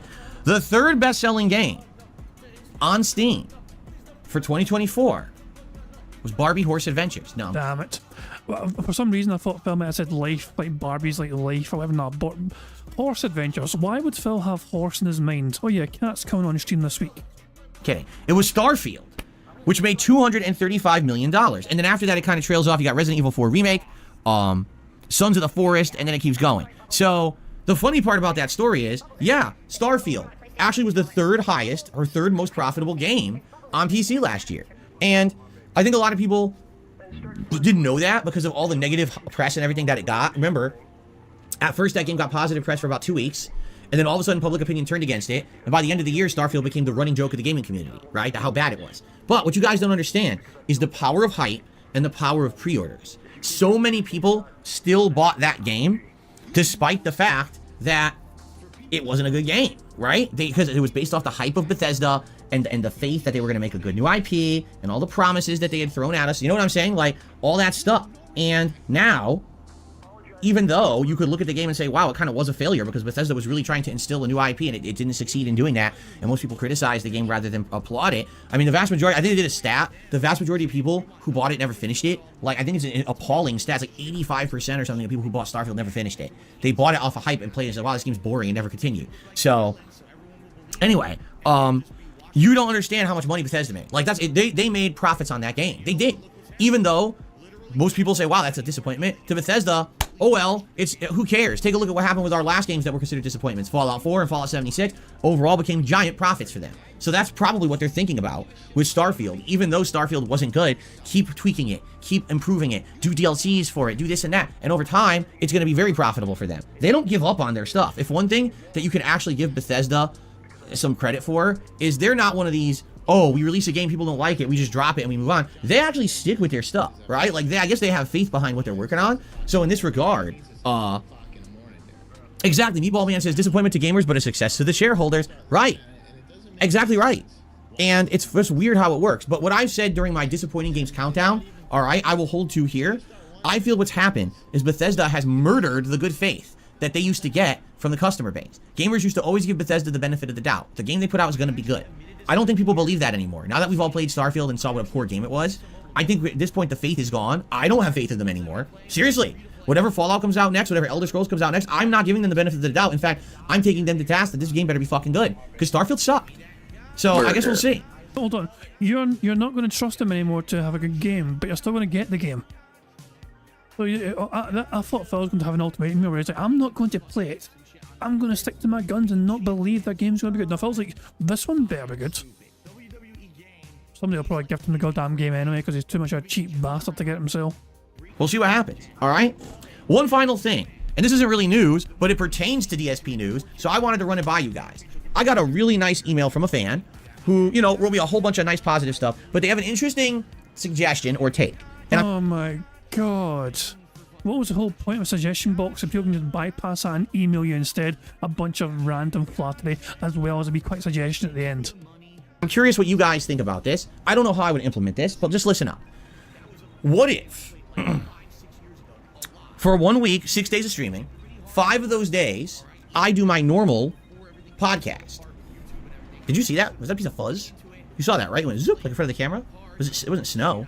It was weird. Maybe it was a ghost. Shut the fuck So for 5 up. days out of the 6 days that I stream a week, I do my normal podcast, all right? But one of those days, whatever day it is, I actually do a formal DSP news broadcast. No. Just no, Phil, don't, no, just no. That's branded just like this. That looks like a news desk or whatever. Maybe I could be silly, have like a tie, you know what I mean? And basically it's my weekly newscast. And so what I will do is I will take all the news that happened during the week and I summarize it all in that video. So it could very well be all the news stories that I talked about on the podcast over the week all together in one. And it's a formal show covering all the gaming news for the week. And it would be like maybe anywhere from a half an hour to an hour long, but that would be the show. Instead of doing a formal podcast 6 days a week, I do a formal podcast 5 days, and then day 6 is the news recap. And we could just call it DSPN, DSP News. And people could come here to hear the gaming news once a week. It could be its own running show, right? Themed a little differently from the normal podcast or whatever, right? What do you think? I think it's a terrible idea. Well, immediately mixed opinions. Listen to this. Do it, do it, do it. No, no, no. No, I just want more gameplay. I want my daily news. Don't make us wait. But then the news would be outdated if it's a week old. Get Cat as a co-anchor. It's not happening. Like an SNL skit. You'd have a lot of fun with it. Weekend. There's something funny about imagining Cat as an anchor. Considering, you know, the purpose of an anchor is basically just to stop a big, massive, several-ton ship from going anywhere. If anything applies, there's just too easy to get a weight joke in there. I'm just gonna move on. Date with Phil Burnell. It would suck to be 5 days old on hot news. I think you guys are misunderstanding. It's not that I wouldn't do news all week. I would do news all week. It would be that all that news is summarized into one show at the end of the week. So, for example, let's say on a normal week, let's say, I don't know, Sunday, Monday, Tuesday, Wednesday is the normal podcast. Thursday I'm off. Friday's the normal podcast. But Saturday is DSP News, where it's the DSP News broadcast, and I take all the news that happened in that last week. Oh, if he's doing it in Saturdays, I don't mind that then, because I don't do bingos on Saturdays. And I summarize it into one show. So it's a one-stop shop for those who care about the news. DSPN is my favorite part of your podcast. I already get my news from Angry Joe. Well, that's the problem. So we're hearing the news twice. Well, yeah, if you're someone who's here every morning and you listen to every single podcast, yes, there would be a day where it's kind of a doubling up thing. Of course, there may be some new news that day that's also added, but it would be a summary of all the news from the week plus whatever new news from that day. Yeah, now people are like, pass is a pass. There you go. Nope. Everyone just said nope. That's not. Nope. Bill said, there you go. We can mark it off as well. Burger. There you go. 5 in a row. That's concerning. We're doing quite well for bingo cards, so we're 4 burps away from a free space. On top of the free space I've already got for snorts. And remember, guys, 100 likes means a free space as well. We might need these free spaces to get a full house today. So like the stream, you bastards. Good idea. They're basically like, if you were just going to do one news show a week, that's fine. But if it's a rerun, reiterating stuff, then it's not worth it. So, there you go. How can his chat... Hold on. How can his fans complain about the idea of... They're objecting to a rerun, and yet every single podcast essentially is him regurgitating the fucking same shit over and over and over again. Every single day for Phil Burnell, he usually goes over the same... The begments are always the goddamn same, you know what I mean? He never has anything new to fucking really talk about in some grand capacity. He'll basically... What he'll talk about in the podcast is basically some of the stuff he talked about in the previous night's daily crap. He'll go over the gameplay and how the gameplay went and how the contributions went and how the support went and how the engagement went, and he'll briefly go through the rest of the schedule, and then he'll beg, and then he'll get to maybe a couple of game news from fucking Twitter, and then he'll read out the contributions, and that'll be the podcast. It's essentially that over and over and over again. I like the idea, but you're right. If you have to save all the news and only talk about it once a week, that doesn't work. And then if I'm reiterating news, that doesn't work. So, I don't know. Unless you guys have another take, okay? If you guys have another take on it or whatever, I clicked the wrong thing. Sorry about that. If you have another take on how that could possibly work, like, I'm down to do a news show. That was one of the ideas I had when I moved out here 10 years ago. I said my goal is to have a better filming situation, all right? Where maybe I could look like I'm sitting at a news desk and I could have a news show every day or every week or whatever it is. That was one of the things I always wanted to do. And I never got it to happen, and then I realized... So as far as where Phil's talking about, I might be out, I might not have updated current news stories about gaming. So he didn't cover the CES event, and as far as I'm aware, he also never mentioned the young 13-year-old that broke Tetris. The first person in the entire world to defeat Tetris, get so high score in a game that the game broke. No one ever did that before. It's an amazing accomplishment, an amazing achievement. And almost as big as that news story was a dumbass English news presenter who told that boy to get a life and touch grass, and they got so much shit for that. But those two things in itself, great things to cover. And I don't think Phil even mentioned it whatsoever, which I thought was kind of, for a game segment on his channel, DSP News. You think he would talk about gaming news, but no, it's mainly about himself, as usual. Wait a minute, I do that. It's called the Level 1 Podcast. It's just, it never put 2 to 2 together in my head that I'm already doing it. They just happened naturally. I didn't plan on it. I didn't do extensive work to make it happen. It just happened naturally that now we do that every day. Oh, does someone submit it for DSP Reacts? Francisco Ramos is saying he did the Tetris card in DSP Reacts. Someone submitted it. So that was the only way we could get Phil to react it then. By actually having someone submit it on DSP Reacts. Fucking me, man. Day, right? But if you guys have any ideas for something better or whatever, let me know, okay? Can't I post DSPN on YouTube Shorts to get more involved? Yes. That's the thing. If I have a dedicated show called DSPN, now you could do like short outtakes of that show and toss them up there and get more engagement. You're right. That could happen. Yeah, I don't know how to stagger the Nightbot auto messages because they're not supposed to do that. They never did before. If you didn't notice, they were never doing that before. And now they are. The only thing I can do is... Here we go. So if I go to... timers.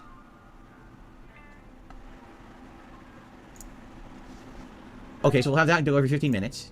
Patreon. We'll have Patreon go every 45 minutes. We have that every 45. Membership. We'll have membership go every 20 minutes. Okay. Gift. We'll have gift go every 30 minutes. DSP Reacts. We'll have that go every 17 minutes. And DSP Throwback. We'll have go every 16 minutes. So now literally I staggered every single timer. None of them should be going together. If they do, it's because Nightbot screwed up. There you go. Because I already had them staggered, but for some reason Nightbot's not listening to the commands, I think, and it's just playing those all together. But I can't fix that. You know, I don't work for Nightbot. I just tried. We'll see what happens. Okay? Okay.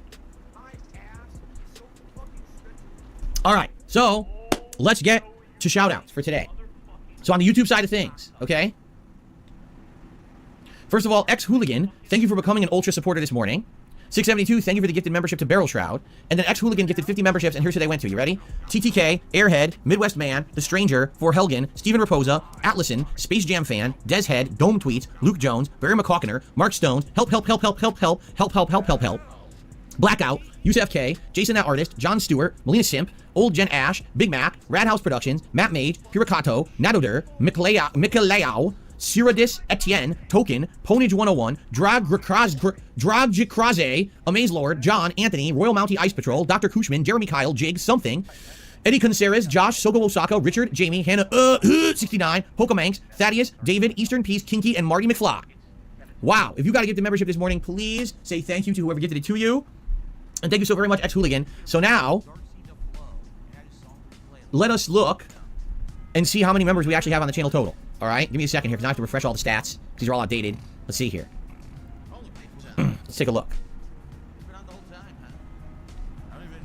1,135 members. We're at 1135. Okay, so that is excellent, obviously. And if we hit 1,200 members, okay, at any point, we unlock a new emote slot. And I already have a funny emote of me as Ryu or me as Ken when I dressed up as those characters last year for Street Fighter 6. So I could toss one of those in there right now as a placeholder unless someone comes up with a better one. Okay? So please think about it. Thank you to those who are supporting the channel. And thank you very much, X-Hooligan, for all those gifted memberships. Klein did a super chat. Says, are you covering Marvel vs. Donkey Kong on February 17? Marvel vs. Donkey Kong is not a new game. This is a game for the Nintendo Game Boy Advance, I believe. I think it's Game Boy Advance, not DS, but I could be wrong. So all they did is they ported it to the Switch. This is a very old game. I remember when it came out. Basically, it is outdated because it really is just Donkey Kong. It's not Mario versus Donkey Kong. It's literally just Donkey Kong. It's just a new version with new mechanics and things like that to try to make it a more modern game. It didn't do great. It didn't do poorly. It just kind of existed. I remember some people talking about it at the time, but it's not something like groundbreakingly amazing. Honestly, no. I don't think that people are going to be that interested in it, but I'm not going to say absolutely no, I'm not playing it. I'm just going to say I don't think people are going to really want that badly. Okay? Just being honest here. It is. Ghost of J says, yes, I still have mine on GBA. It's just okay. So it was Game Boy Advance. I remember when it came out. Okay. I received a $10 tip from Dan the Man. Thank you very much to Dan the Man for a $10 tip. I appreciate that very much, Dan. It's the first tip of the day.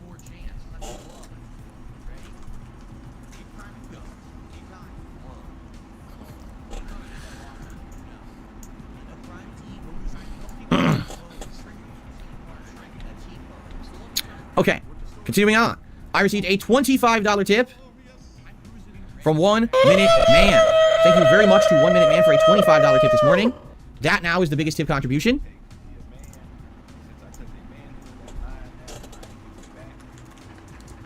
I appreciate that very, very much. It's 35 bucks. Remember, my goal is to hit 50 bucks per stream that I stream. We're at 35 already. However, I will say this. Number one, I already talked about this earlier today. I believe a ton of memberships expired over on DSP. Oh my god. Well, this whole entire podcast has basically been one big begging session for several of your channels.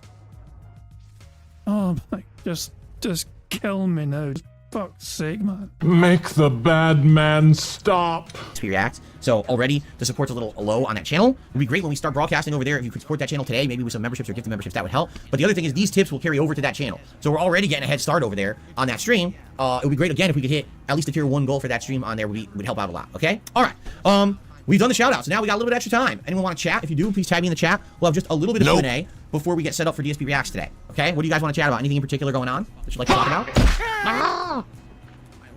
No Super Real Vibes at Pizza Tower is a game that would be at your roots if you give it a try during downtime. You really want to see me play that, huh? Okay. 672, funny you mentioned that. He says, why don't you do a weekly video of the best moments from gameplay streams, whether it's beating a hard boss, funny rage moments, that would give people a quick catch up. In 2016, I did that every week. It got almost no views. Like, no exaggeration. I worked hours and hours on doing that. Every week I would save the funny moments. I would edit them together. And it would take like 2 nights of work to do the video. And I put it out, and it would get about 2,000 views, if that. No lie. And that was 2016. Can you imagine what we get today? So there you go. Valor says it would be interesting to have Cat on one of your React streams. You know, again, maybe one day. It's not happening anytime soon, but maybe one day. People have already talked about maybe a co-op React. What could we co-op React to? I don't know. We'd have to think about it. Jade, he says, we should co-op react to the incident. Can you tell me what I missed in Resident Evil 0, Baldur's Gate 3, and Sea of Stars? Resident Evil 0, we unsoft locked, we beat the Bat boss, and we're in a whole new area of the game now. It was tough, but we got past it. Baldur's Gate 3, we continued to explore the Underdark. And yesterday, I'm trying to remember the stream that we did. Oh yeah, we sailed to a whole new area in the Underdark, and we're fighting this dark dwarf people. That's like one of the last quest lines in that area, so that's what we're doing there.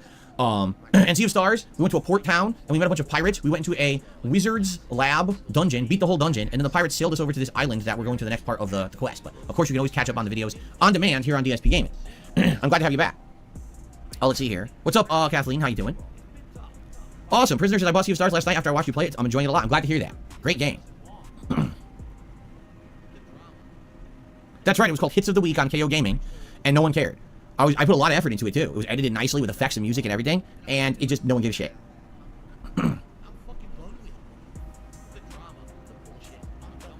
Let's see here. I love how Phil's like, well, nobody wants to watch us, so I'm never going to fucking try ever again. Sometimes videos pop off, and sometimes videos don't. I mean, it's just the nature of the beast. That's just the way YouTube is. That's the way YouTube operates. Give me a second here to show you a good example of this. From my own channel. Nonetheless, my own channel is a fine example of this, I feel. Look at my own dumbass channel. I made a video, like, some of my videos get a couple hundred views or whatever, and some of my videos get a couple of thousand views. It's the way it goes, it's the nature of the beast. This thing here, this dumbass video I made, Begacy. I made a video called a dumb DSP diss track called Begacy. Not even had 300 views. I worked quite hard on that. Does it merit attention? Not really. I mean, it's just the nature of it. It's just the way it goes.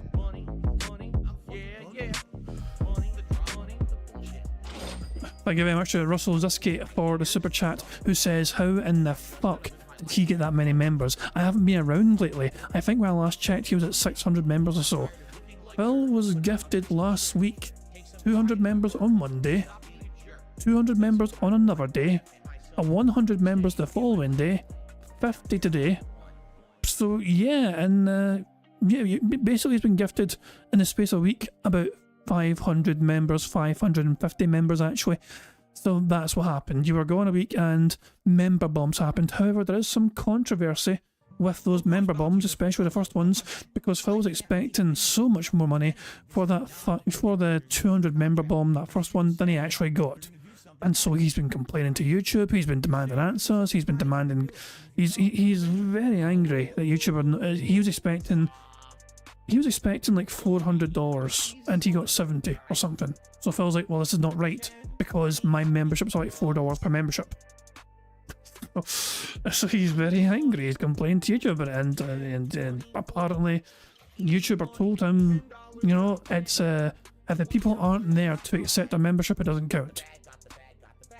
I don't know if that's true or not. Apparently that's what YouTube told Phil. I got no idea. It's a strange one.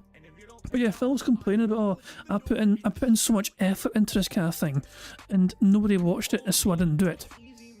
I did that for all the things I put a lot of work into. I would make these, like this video here. I had a feeling some of these videos, you know, so the things that I have the most effort in on my channel usually is things like these dumbass little song videos.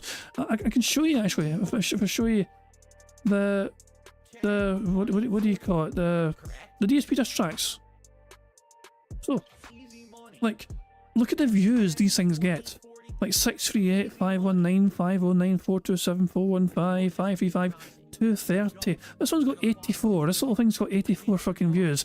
My dumbass diss tracks never usually get a lot of traction yet. It's the stuff I usually work hardest on to try and fucking make some barely entertaining DSP diss track kind of thing. But I do it because it's fun to do.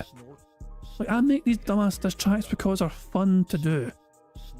You know, I don't do it so it's like, I hope these fucking pop off and people, you know, love watching them all the goddamn time, whatever. No. Like, I know more than anything else, like videos like, you know, like, me talking about, you know, something dumb that Keemstar did or whatever, or Phil drama or whatever's going on. Some of these things will, I mean, look at this one here, 8.9k views. Because I've been talking about DSP banning a viewer for daring to fact check him. Those are the kind of things that are going to get more traction or whatever. It's just the nature of the beast on YouTube, you know. But Phil's like, oh, I tried to put an effort into this and nobody watched it, so I didn't do it again. It's like, he gives up so easily. The first sign of him putting effort into something and he doesn't get an immediate reward for it, he doesn't bother his arse to stick to the course and try and build on it and build on it and build on it. He wants immediate financial gratification. He wants immediate results. He wants immediate million views for all his hard work and effort. So if he doesn't get it, he's not going to bother his arse to continue putting in said effort. It's just, he's been that for years. For a long time, Phil's had that mentality, that attitude, and he's still got it today, as you can hear.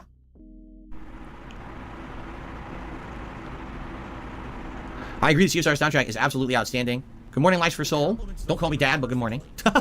Oh, I forgot. There was another tip overnight. I totally forgot. My bad. I received a $5 tip overnight from an anonymous tipper, and I want to count it towards this stream. Totally forgot. Let's shout that out, because I just saw it in my inbox. I was like, oh shit, I forgot I had that.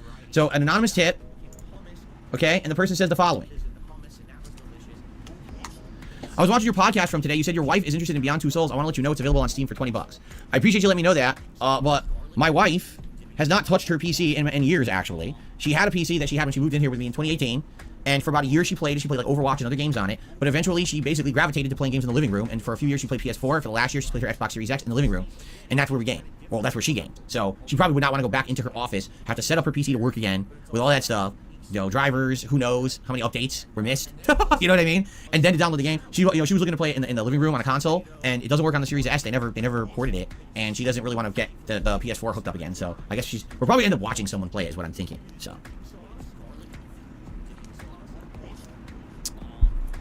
you feel 90% today? Well, I'm glad you're 90%, Jade. Oh, okay. Someone's saying the Royal Rumble has started. I wouldn't know. So you're saying that the WWE Royal Rumble pay-per-view started right now at 12:28 p.m. I guess it must be a really weird thing. I know they started having them on Saturdays. Now you're telling me that it's on a Sunday at noon. I don't know. I don't care. I don't follow wrestling for a good reason.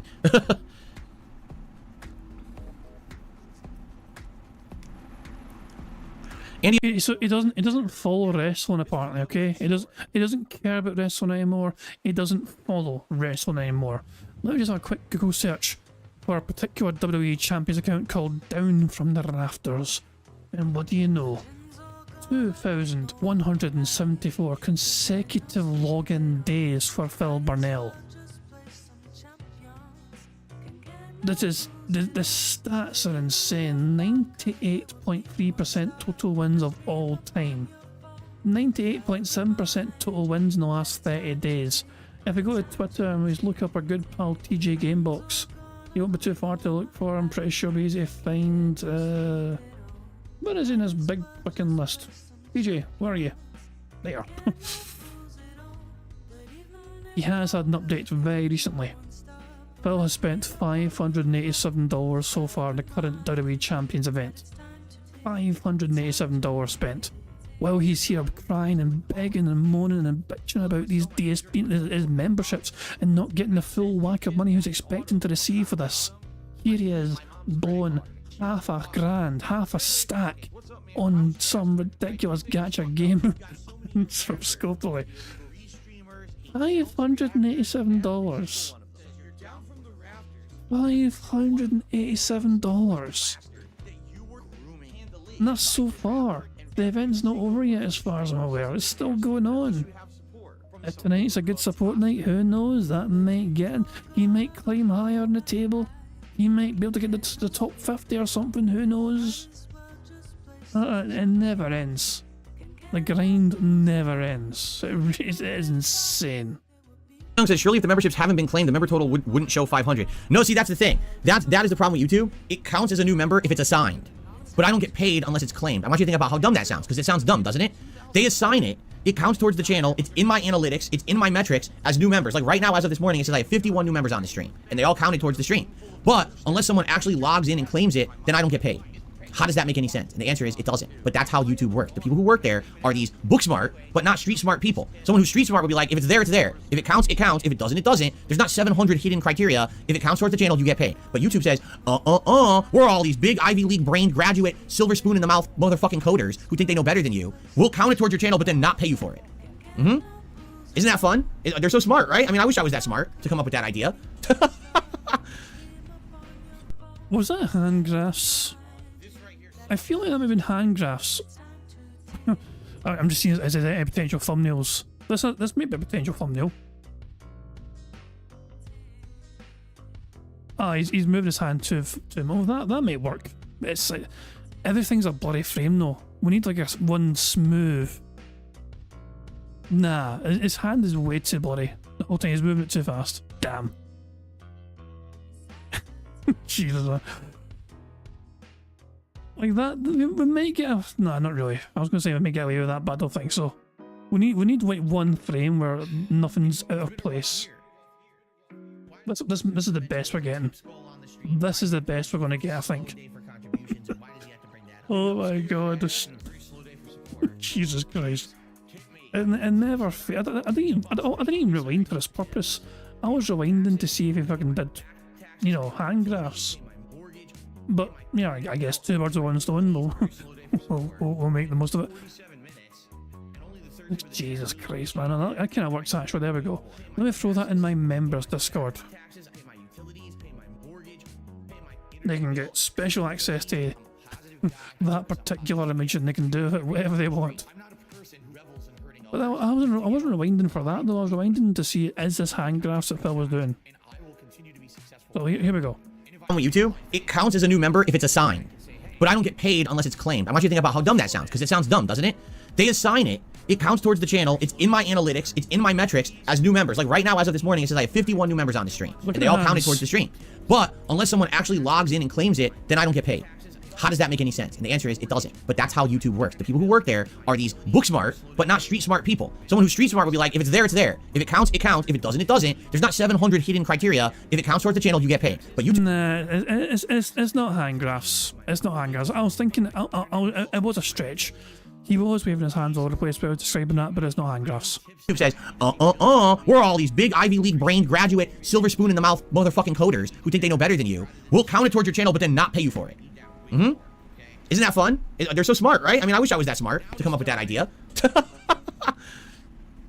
Everyone looks forward to one of the highest rated segments of all time that I've ever done. All right? Yes, if you're saying, if it says allow gift option not available on the channel, what that means is that you are not on a standard YouTube account. You are on a branded account. And if you don't know what that means, that's because I don't know either. At some point, YouTube made the discerning like qualification between a standard YouTube account and a brand account. I don't know how they did that or why. Like every person who has a YouTube account has 2 accounts. Did you know that? So you're currently logged in on the account that can't get gifted memberships. There should be a second account you can log in under, and that will get gifted memberships. I don't understand the difference. Does the gifter get refunded? They're supposed to. To my understanding, if a gifter buys a bunch of gifted memberships and they get divvied out, but then some people don't accept them, apparently you're supposed to get a refund for those that don't get accepted. What that process is, I don't know. You know, I have no clue. That's on YouTube to figure that shit out.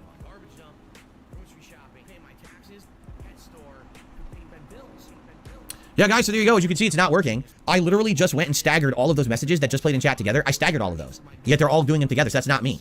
I have those messages timed all differently to be playing at different times, and they all just put it out at once. That doesn't even make any sense what just happened. I mean, you know, the tip is supposed to be every 15 minutes. The gift is supposed to be like 20. Yeah, so there you go. It's either Nightbot or YouTube or both that's messed up, and I apologize for that. I don't want to see Nightbot type 7 messages at once, but it's fucked up.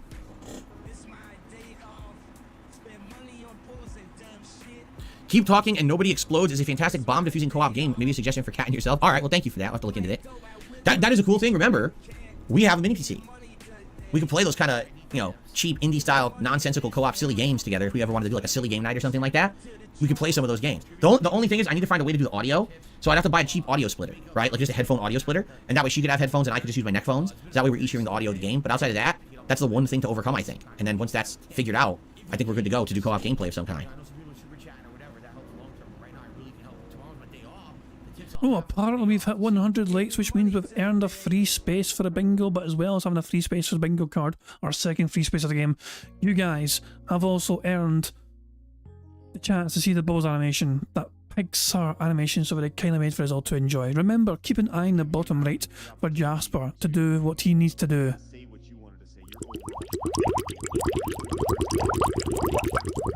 Go get his ass, Jasper. Good cat. Oh, love that animation so much. Thank you guys again for liking the stream. 100 likes, which means we have a free space. Technically we only need 4 more to go, but we're 6 away from a full house, but we only need 4 because of the free spaces. Duke says maybe YouTube wants to make sure they can auto-renew people's gifted memberships on credit cards they have registered. No, they can't do that legally. Actually, here's the thing with YouTube. They got into big trouble. They did. When they first launched these memberships, a bunch of countries said, we're going to sue you unless you fix it, because some countries have laws against anything that auto-renews. India is actually one of them. So YouTube actually had to completely change their membership policy because certain countries were threatening to sue, saying you're trying to auto-renew a bunch of shit in a country where it's illegal. You know, what do you think you're doing? We're just going to slam you with a giant lawsuit. So basically what's happened now is the whole auto-renew thing is very weird. Some people set it to auto-renew and it won't even work because of where they live, but to my knowledge, they can't do that. You can't get a gifted membership and then it auto-renews. That's not possible. It's only if you set it up specifically to say, I'm actively paying for my membership and I want that on auto-renew, that'll do it. And even then, there's people who tell me it didn't do it. I had to come do it manually for some reason based on their region. This is basically, this whole entire podcast is basically Phil trying to get more money from both his audience and YouTube. That's how you can summarize this whole entire podcast. It's just Phil trying his best to get as much as possible.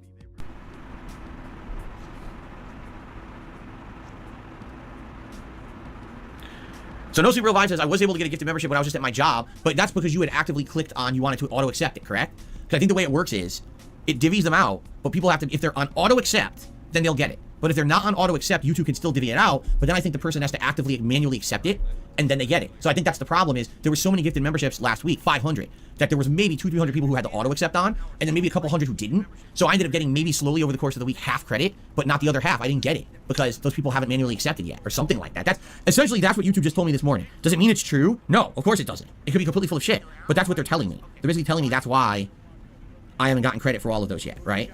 But I mean, do you really buy that?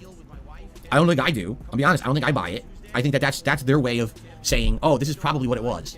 But again, do you think they concretely researched and figured that out, or are they just talking out of their butt again? Right?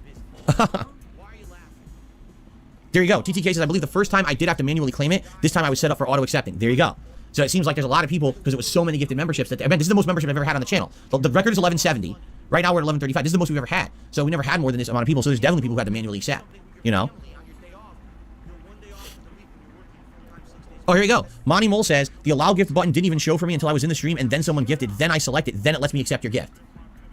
So unless you're eligible, you can't just get it. There's a ton of people sitting there who haven't logged into my stream yet in weeks, and if they log in, maybe at the end of this month, like for example, maybe they'll want to see Tekken, or they'll want to see Like a Dragon, Infinite Wealth. So maybe they'll be here for those bigger games, and oh, for the first, they'll get a pop-up, oh, do you want to accept? Yeah, and then it'll count. It's very possible that could happen, from what I'm being told by YouTube. I guess the question here is, how long does YouTube wait, right? Like, how long would YouTube wait around to give that membership and keep it in limbo? Or is there like an expiration? Is it a week, 2 weeks, and then if no one accepts, does it just get refunded, right? That could be too. But I agree, that's a stupid system. That's absolutely dumb. That makes no sense at all. And if someone's charged and it's assigned to a channel, that moment you get the credit for it. That very fucking moment. That's ludicrous that you would have to wait on their bullshit coding to divvy out the fucking memberships properly to get paid. That's a joke. That's true too. Dixie says there could have been a lot of inactive sock accounts that are now gifted. You're right. It could be that there's people who come in here with sock accounts, haven't been here in ages, they're never coming back, and now I don't get credit for those. That's fucked up.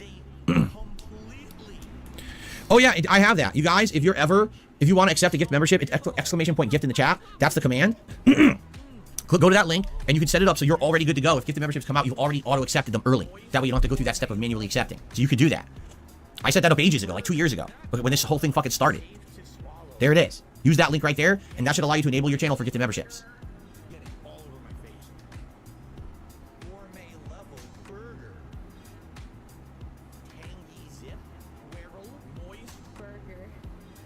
Cool.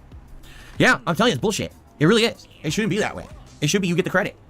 Not all this nonsense behind the scenes, but again, I'm telling you, I've now worked with YouTube for 15 years, or over 15 years. This is exactly how they operate. They think they know better than the people who use the site every day. They think they understand things better because they're coders. They don't. They literally just sit there doing this.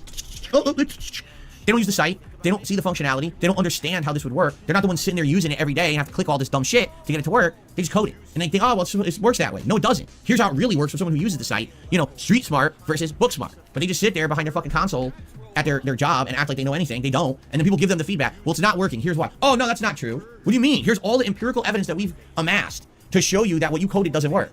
Oh, that's not true. And then 2 weeks later, they fix it behind the scenes. They say nothing. They fix it. Oh, it's done. We fixed it. And they act like nothing ever was wrong. It's cool to see you, Jade. Oh, I see you tonight for Modern Warfare, right? Sounds good. Okay. Yeah, if you were trying that gift link and it says it doesn't work. Hold on. What was that noise? Was that a burp or something? Jade. Oh, I see you tonight for Modern Warfare, right? Sounds good. Okay. Hold on. No. I need to. What was that? Did he just fart? Did he actually just? Oh my god! There's no way. There's no way. It's good to see you, Jade.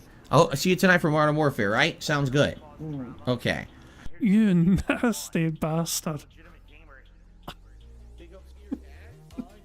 No way. Oh my god. Oh my god. Jesus Christ. It was just so unexpected. It was just so very unexpected. Let's try that again. Hold on. Good to see you, Jade. Oh, I see you tonight for Modern Warfare, right? Sounds good. Okay. I love how he made sure he wasn't talking. It was like it was his own audio cue. The fart. It sounds good. Fart. Okay. Oh my god! It's just. It shouldn't be as funny as it is. I know. It's just a guy having a fart on stream. It's not a big deal. I know. It's still funny. I guess I'm still a child at heart. I find some random fart out of nowhere, out of the blue. I find it funny. Jesus Christ. Okay, we'll get on, mate. We'll get on. We'll carry on, mate. But one more time for posterity, from Phil's posterity, even. It's good to see you, Jade. Oh, I see you tonight for Modern Warfare, right? Sounds good. Okay.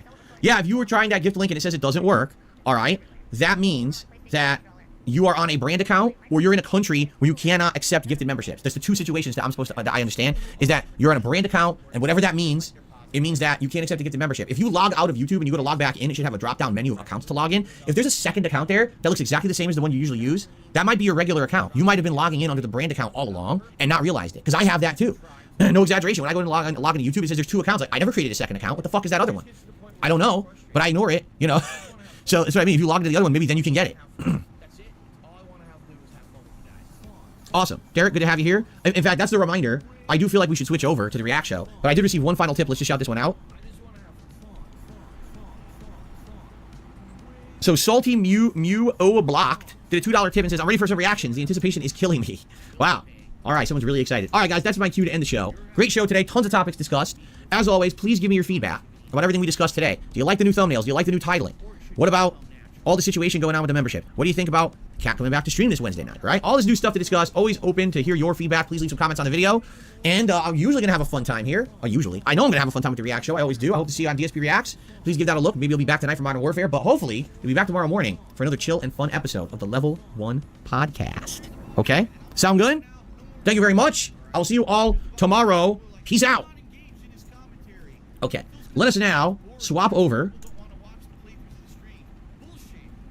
Well, first of all, let me get everything set up, and then we'll get the logo going, and we're going to swap over to DSP Reacts. I am going to take a brief break to use the restroom before we begin, but I need to do that anyway because I need to swap channels, so I kind of need it. It's like a forced break. What are you going to do? You have to do that to get the channel set up.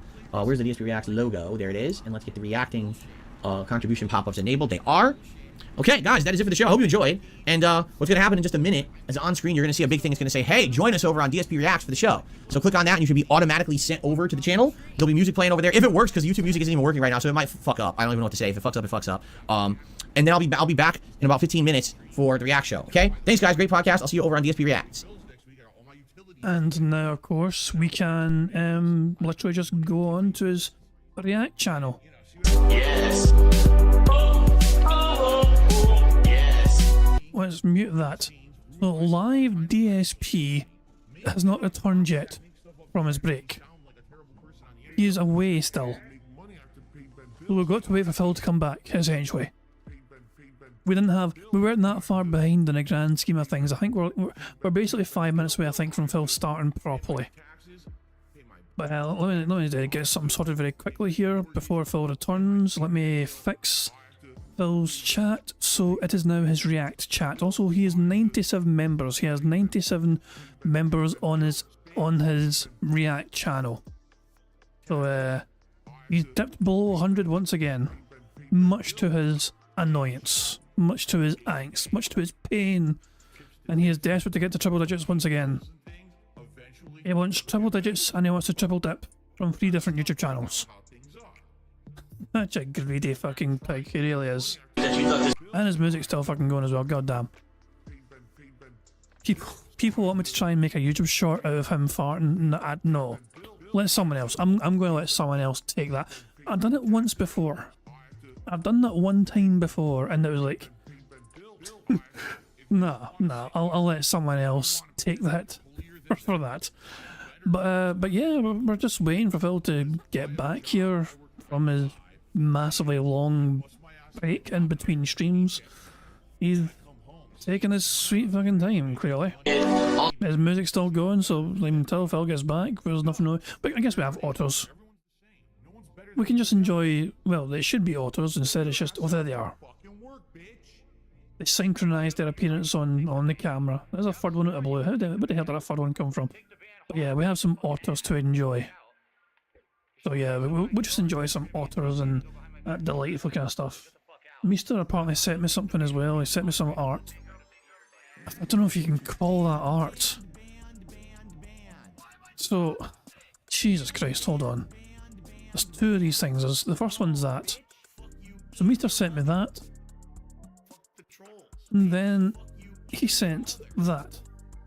I'm not sure which is worse. I mean, which one is worse?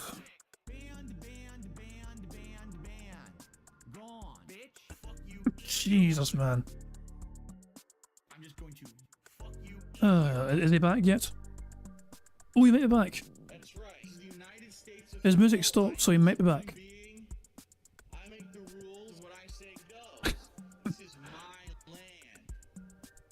Yeah, there's no. Oh god.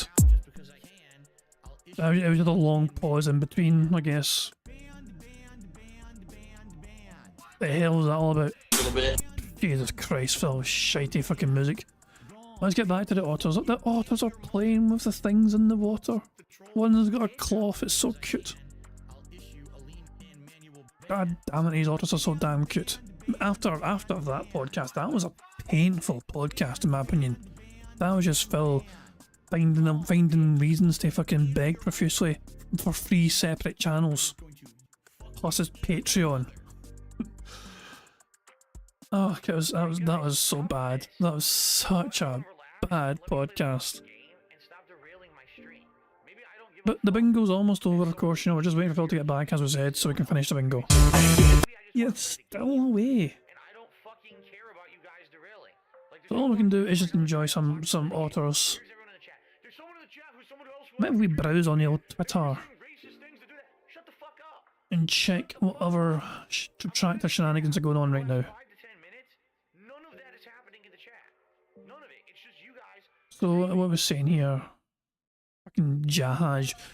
I love how so hold on. Every time Jaha posts a picture of himself in the gym, it's basically the same bloody picture. I mean, yes, he's very impressive, Jaha. You're a big beefy boy. But if we go to your media, it's like you're basically, you know, it's the same bloody shirt as well. These two, that could have been the same day. He posted this one today in the top left. It could be the same day as this one over here. He's even standing in the same spot, for goodness sake. Just Jesus, man. But yeah, he seems to have a good spot. I mean, it's always the same spot. It feels like it's always the same spot in the gym, but it has a pose. Maybe there's a particular section in the gym where you must pose. But yeah, big ups to, you know, Jai. He works hard on, you know, looking good. You know what I mean? This is what his desire. This is his passion, is bodybuilding. You know what I mean? So yeah, he's all about trying to maximize how you can look your best. And yeah, look at the size of these big beefy arms, man. If he wasn't Asian, Phil would be into that. The fact that he's Asian means that Phil's like, no thank you. Oh, for fuck's sake, I guess it was leg day in this day. But yeah, Jaha, the big beefy boy, he puts the work in. And also RTU, talking about the tractors as well. Oh, for goodness sake. RTU determined to, you know, RTU is a dumb piece of shit. There's no two ways about it. He's an absolute dumb piece of shit. All messed up all week. Phil's back. Really badly, too. Hold on. I apologize.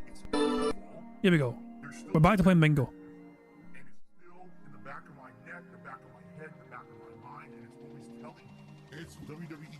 Any second now. Any second now, Phil.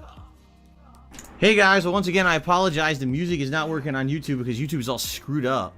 So if you give me a minute here, let me just set up for everything to work with the React show now, which means I just got to get all the correct leaderboards up. Hold on, because I rewound that by about 40 seconds, we might have some speed up juice. We actually might be able to use some speed up juice. Rarely. We'll go 1.25 and we'll see how we do. To play any contributions that come in, and I just want to be sure I don't have the right chat open. Let me fix that.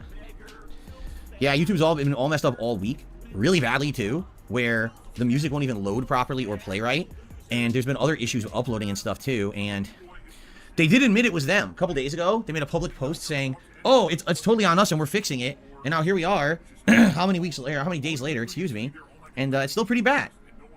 In fact, no lie, right now I'm trying to get the stream open on my laptop, and it's kind of lagged up. Come on now, you want to work? All right, so guys, you know the deal, right? You know how it goes. Every week we react to clips submitted by you, the members. So thank you to everyone out here who is still a member of the channel. You know, we always hang out around 100 members on this channel, and I appreciate that very much. If you want to be someone who can submit clips for next week's show, please become a member today, or perhaps if you want to help out the community, consider gifting a membership to the channel. And I'm excited to see what you guys came up with this week. The way it works is Ultra members get their clips watched for sure on the show for their level of support. And then Standard members all go into a randomized order playlist, which we watch. And sometimes you'll get your video watched, sometimes you won't. It's kind of luck of the draw. Some people have gotten lucky and get it like multiple weeks in a row. And then all of a sudden, you know, their clip doesn't get watched for a while. It is what it is. That's how it works. All right. But it's fair. Yeah, the music was playing, but it locked up. It's a problem. Again, YouTube's been having so many problems recently. With this, so anyway,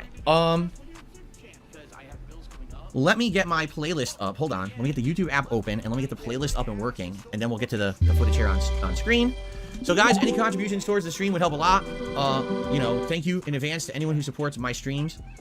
Best ways to support the stream today, a couple different ways.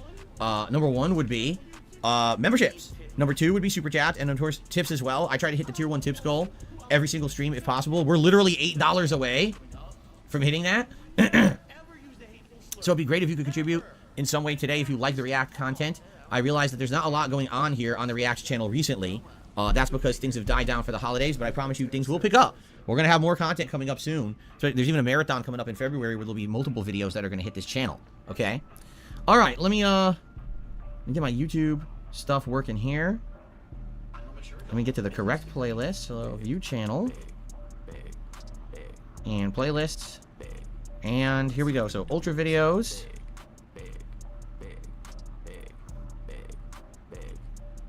pause please. Here we go. Okay. All right. Now I have to sync. That's right. Do you remember Now it's standing playing, up even though I didn't after tell it you to. make that That's great. Just go ahead and play without me hitting play. Don't you love YouTube? I'll just play the video. I didn't tell you to fucking play anything. I'm playing it anyway. Oh, good. Bruh.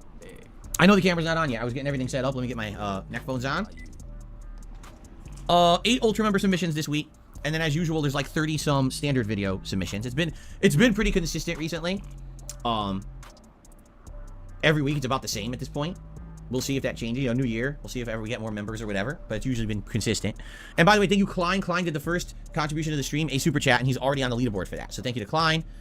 All right, you guys ready to start? Here we go. Hello, everyone, and And he is now recording for YouTube, which brings an end to the bingo. We had 2 free spaces because of the snorts and the likes. Even if I had one more burp, it would have made a difference anyway because we've been still short of the full house. So let me just tick off the 2 middle ones here. Burger. 5 in a row. That's concerning. There you go. Let's just get Phil's face completed on the board at least anyway. But yeah, we're still 4 shy of a full house, so it's a bit surprising. But Phil, it was a strange podcast. Phil was very hyper-focused on money, essentially, and money at his end. And he was busy just talking about, you know, all his financial woes and issues or whatever, and basically it was one big giant segment. There wasn't a lot of space for people to get banned, I think. You know, if there was a ban, Phil didn't allude to it.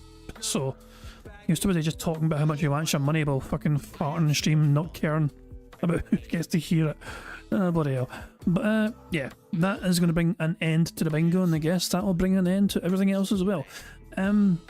Yeah, I'm trying to do a thing. Every Friday we're doing I was doing like every day. Every single Friday or Saturday, depending. I will tell you this, I'm going to miss this Friday's bingo. But to make up for that, I'm going to be doing bingo on Saturday instead next week. I won't be here on Friday, but on Saturday I'll do a bingo instead, okay? And on that day, regardless of if we win or lose on that day, we're going to have marbles at the end, and we're going to try and get a winner from those impossible tracks that Arthur guy made on that marble thing, okay? Just so, but tomorrow, so yeah, we've got some marbles to look forward to anyway. Of course, if we get a full house in the bingo, then we'll get marbles sooner than that on one of these, on a random track, you know, and we'll pick a winner from that, of course. But guys, I'll be back tomorrow for some more bingo antics at the usual kind of time. We'll go through our, you know, bingo as what it is, and we'll see if we win tomorrow instead. It'd be nice to start off the week with a good old victory, you know what I mean? But yeah, I'll be here tomorrow on Monday, I'll be here on Tuesday, Wednesday, and then obviously Thursday's Phil's day off. I won't be here Friday, but then Saturday, you know, so there you go. I might try and do a special, different kind of stream on Thursday. Maybe, I mean, fuck it. I might do a members only stream or just me playing games or something, I don't know. We'll wait and see, I guess. But anyway, all that matters is that's the end of the bingo for tonight. I do hope you've all had a fun weekend. I hope it's been an enjoyable weekend as well. And I hope you enjoy the rest of the weekend, whatever you end up getting up to do.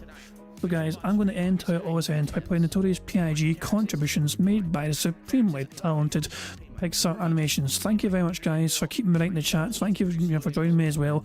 I do hope you all have a good time. And I know, I'm not gonna lie, on my mind, it's a bit random to kind of finish on this kind of tangent, you know what I mean? But I know Prophet, for example, is particularly going for a rough time right now. I know sometimes these bingo streams, he said as much anyway to me as well before, they do kind of help distract him, whatever, you know what I mean? And I'm very happy. You know, he's trying, you know, he's got family stuff going on, you know, with health issues. That's definitely in his mind. What I will say first and foremost, I really do hope everything goes okay, Prophet, you know what I mean? We're all here for you, pal, if you need someone, you know what I mean? Fingers crossed it all goes well, you know what I mean? Whether you're having a good weekend or a bad weekend or a really stressful time, whatever, I do hope the bingo helps in some capacity to, you know, as a distraction or as a form of entertainment or whatever. That's kind of what I want to say about that. But yeah, guys, regardless of all that, I'm going to end how it always ends. And what I will ask you, you know, is, you know, make sure, you know, if you're having a rough time yourself, obviously as well, feel free to reach out. You know what I mean? I've listened to people before, whatever. If they need to have somebody to talk to, whatever. You know what I mean, if this thing is going on in your life, whatever. You know, I can be reached on Discord, Twitter DMs as well, whatever. There's, you know, just I feel like I'm an approachable guy. You know what I mean? So if you guys need somebody to talk to as well, whatever. Don't hold back. You know what I mean? It's always good to talk to somebody. It doesn't even need to be me. If you want to talk to somebody else about things you're going through, then talk to somebody else. The power of having someone to listen to you You cannot underestimate it, I can promise you that. Talking can do so much good. But yeah, just, I mean, if you know, I'll end on that note anyway, guys. I'll see you all tomorrow for some more bingo antics. Until then, peace out. On September 14th, a pre-authorized payment of $16.51 from PayPal.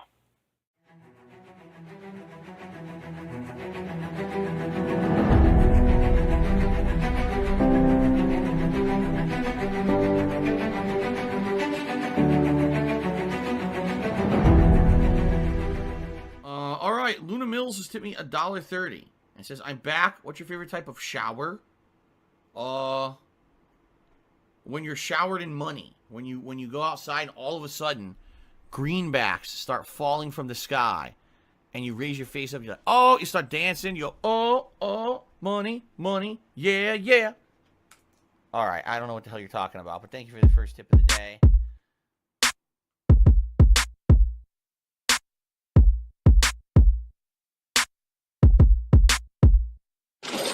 Money, money, yeah, yeah. Money, money, oh, money, money, yeah, yeah. Money, money, money, money, yeah, yeah. Money, money, oh, money, money, yeah, yeah. These contributions are mandatory. Money, money, yeah, yeah. Money, money, oh, money, money, yeah, yeah. Money, money, money, money, yeah, yeah. Money, money, oh, money, money, yeah, yeah. These contributions are mandatory.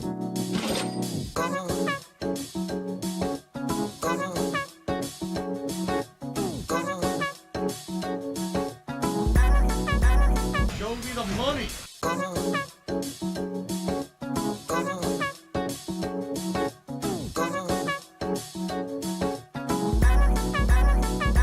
Free. Money, money, yeah, yeah. Money, money, oh, money, money, yeah, yeah. Money, money, money, money, yeah, yeah. Money, money, oh, money, money, yeah, yeah. These contributions are mandatory. And it's gone, just gone like that.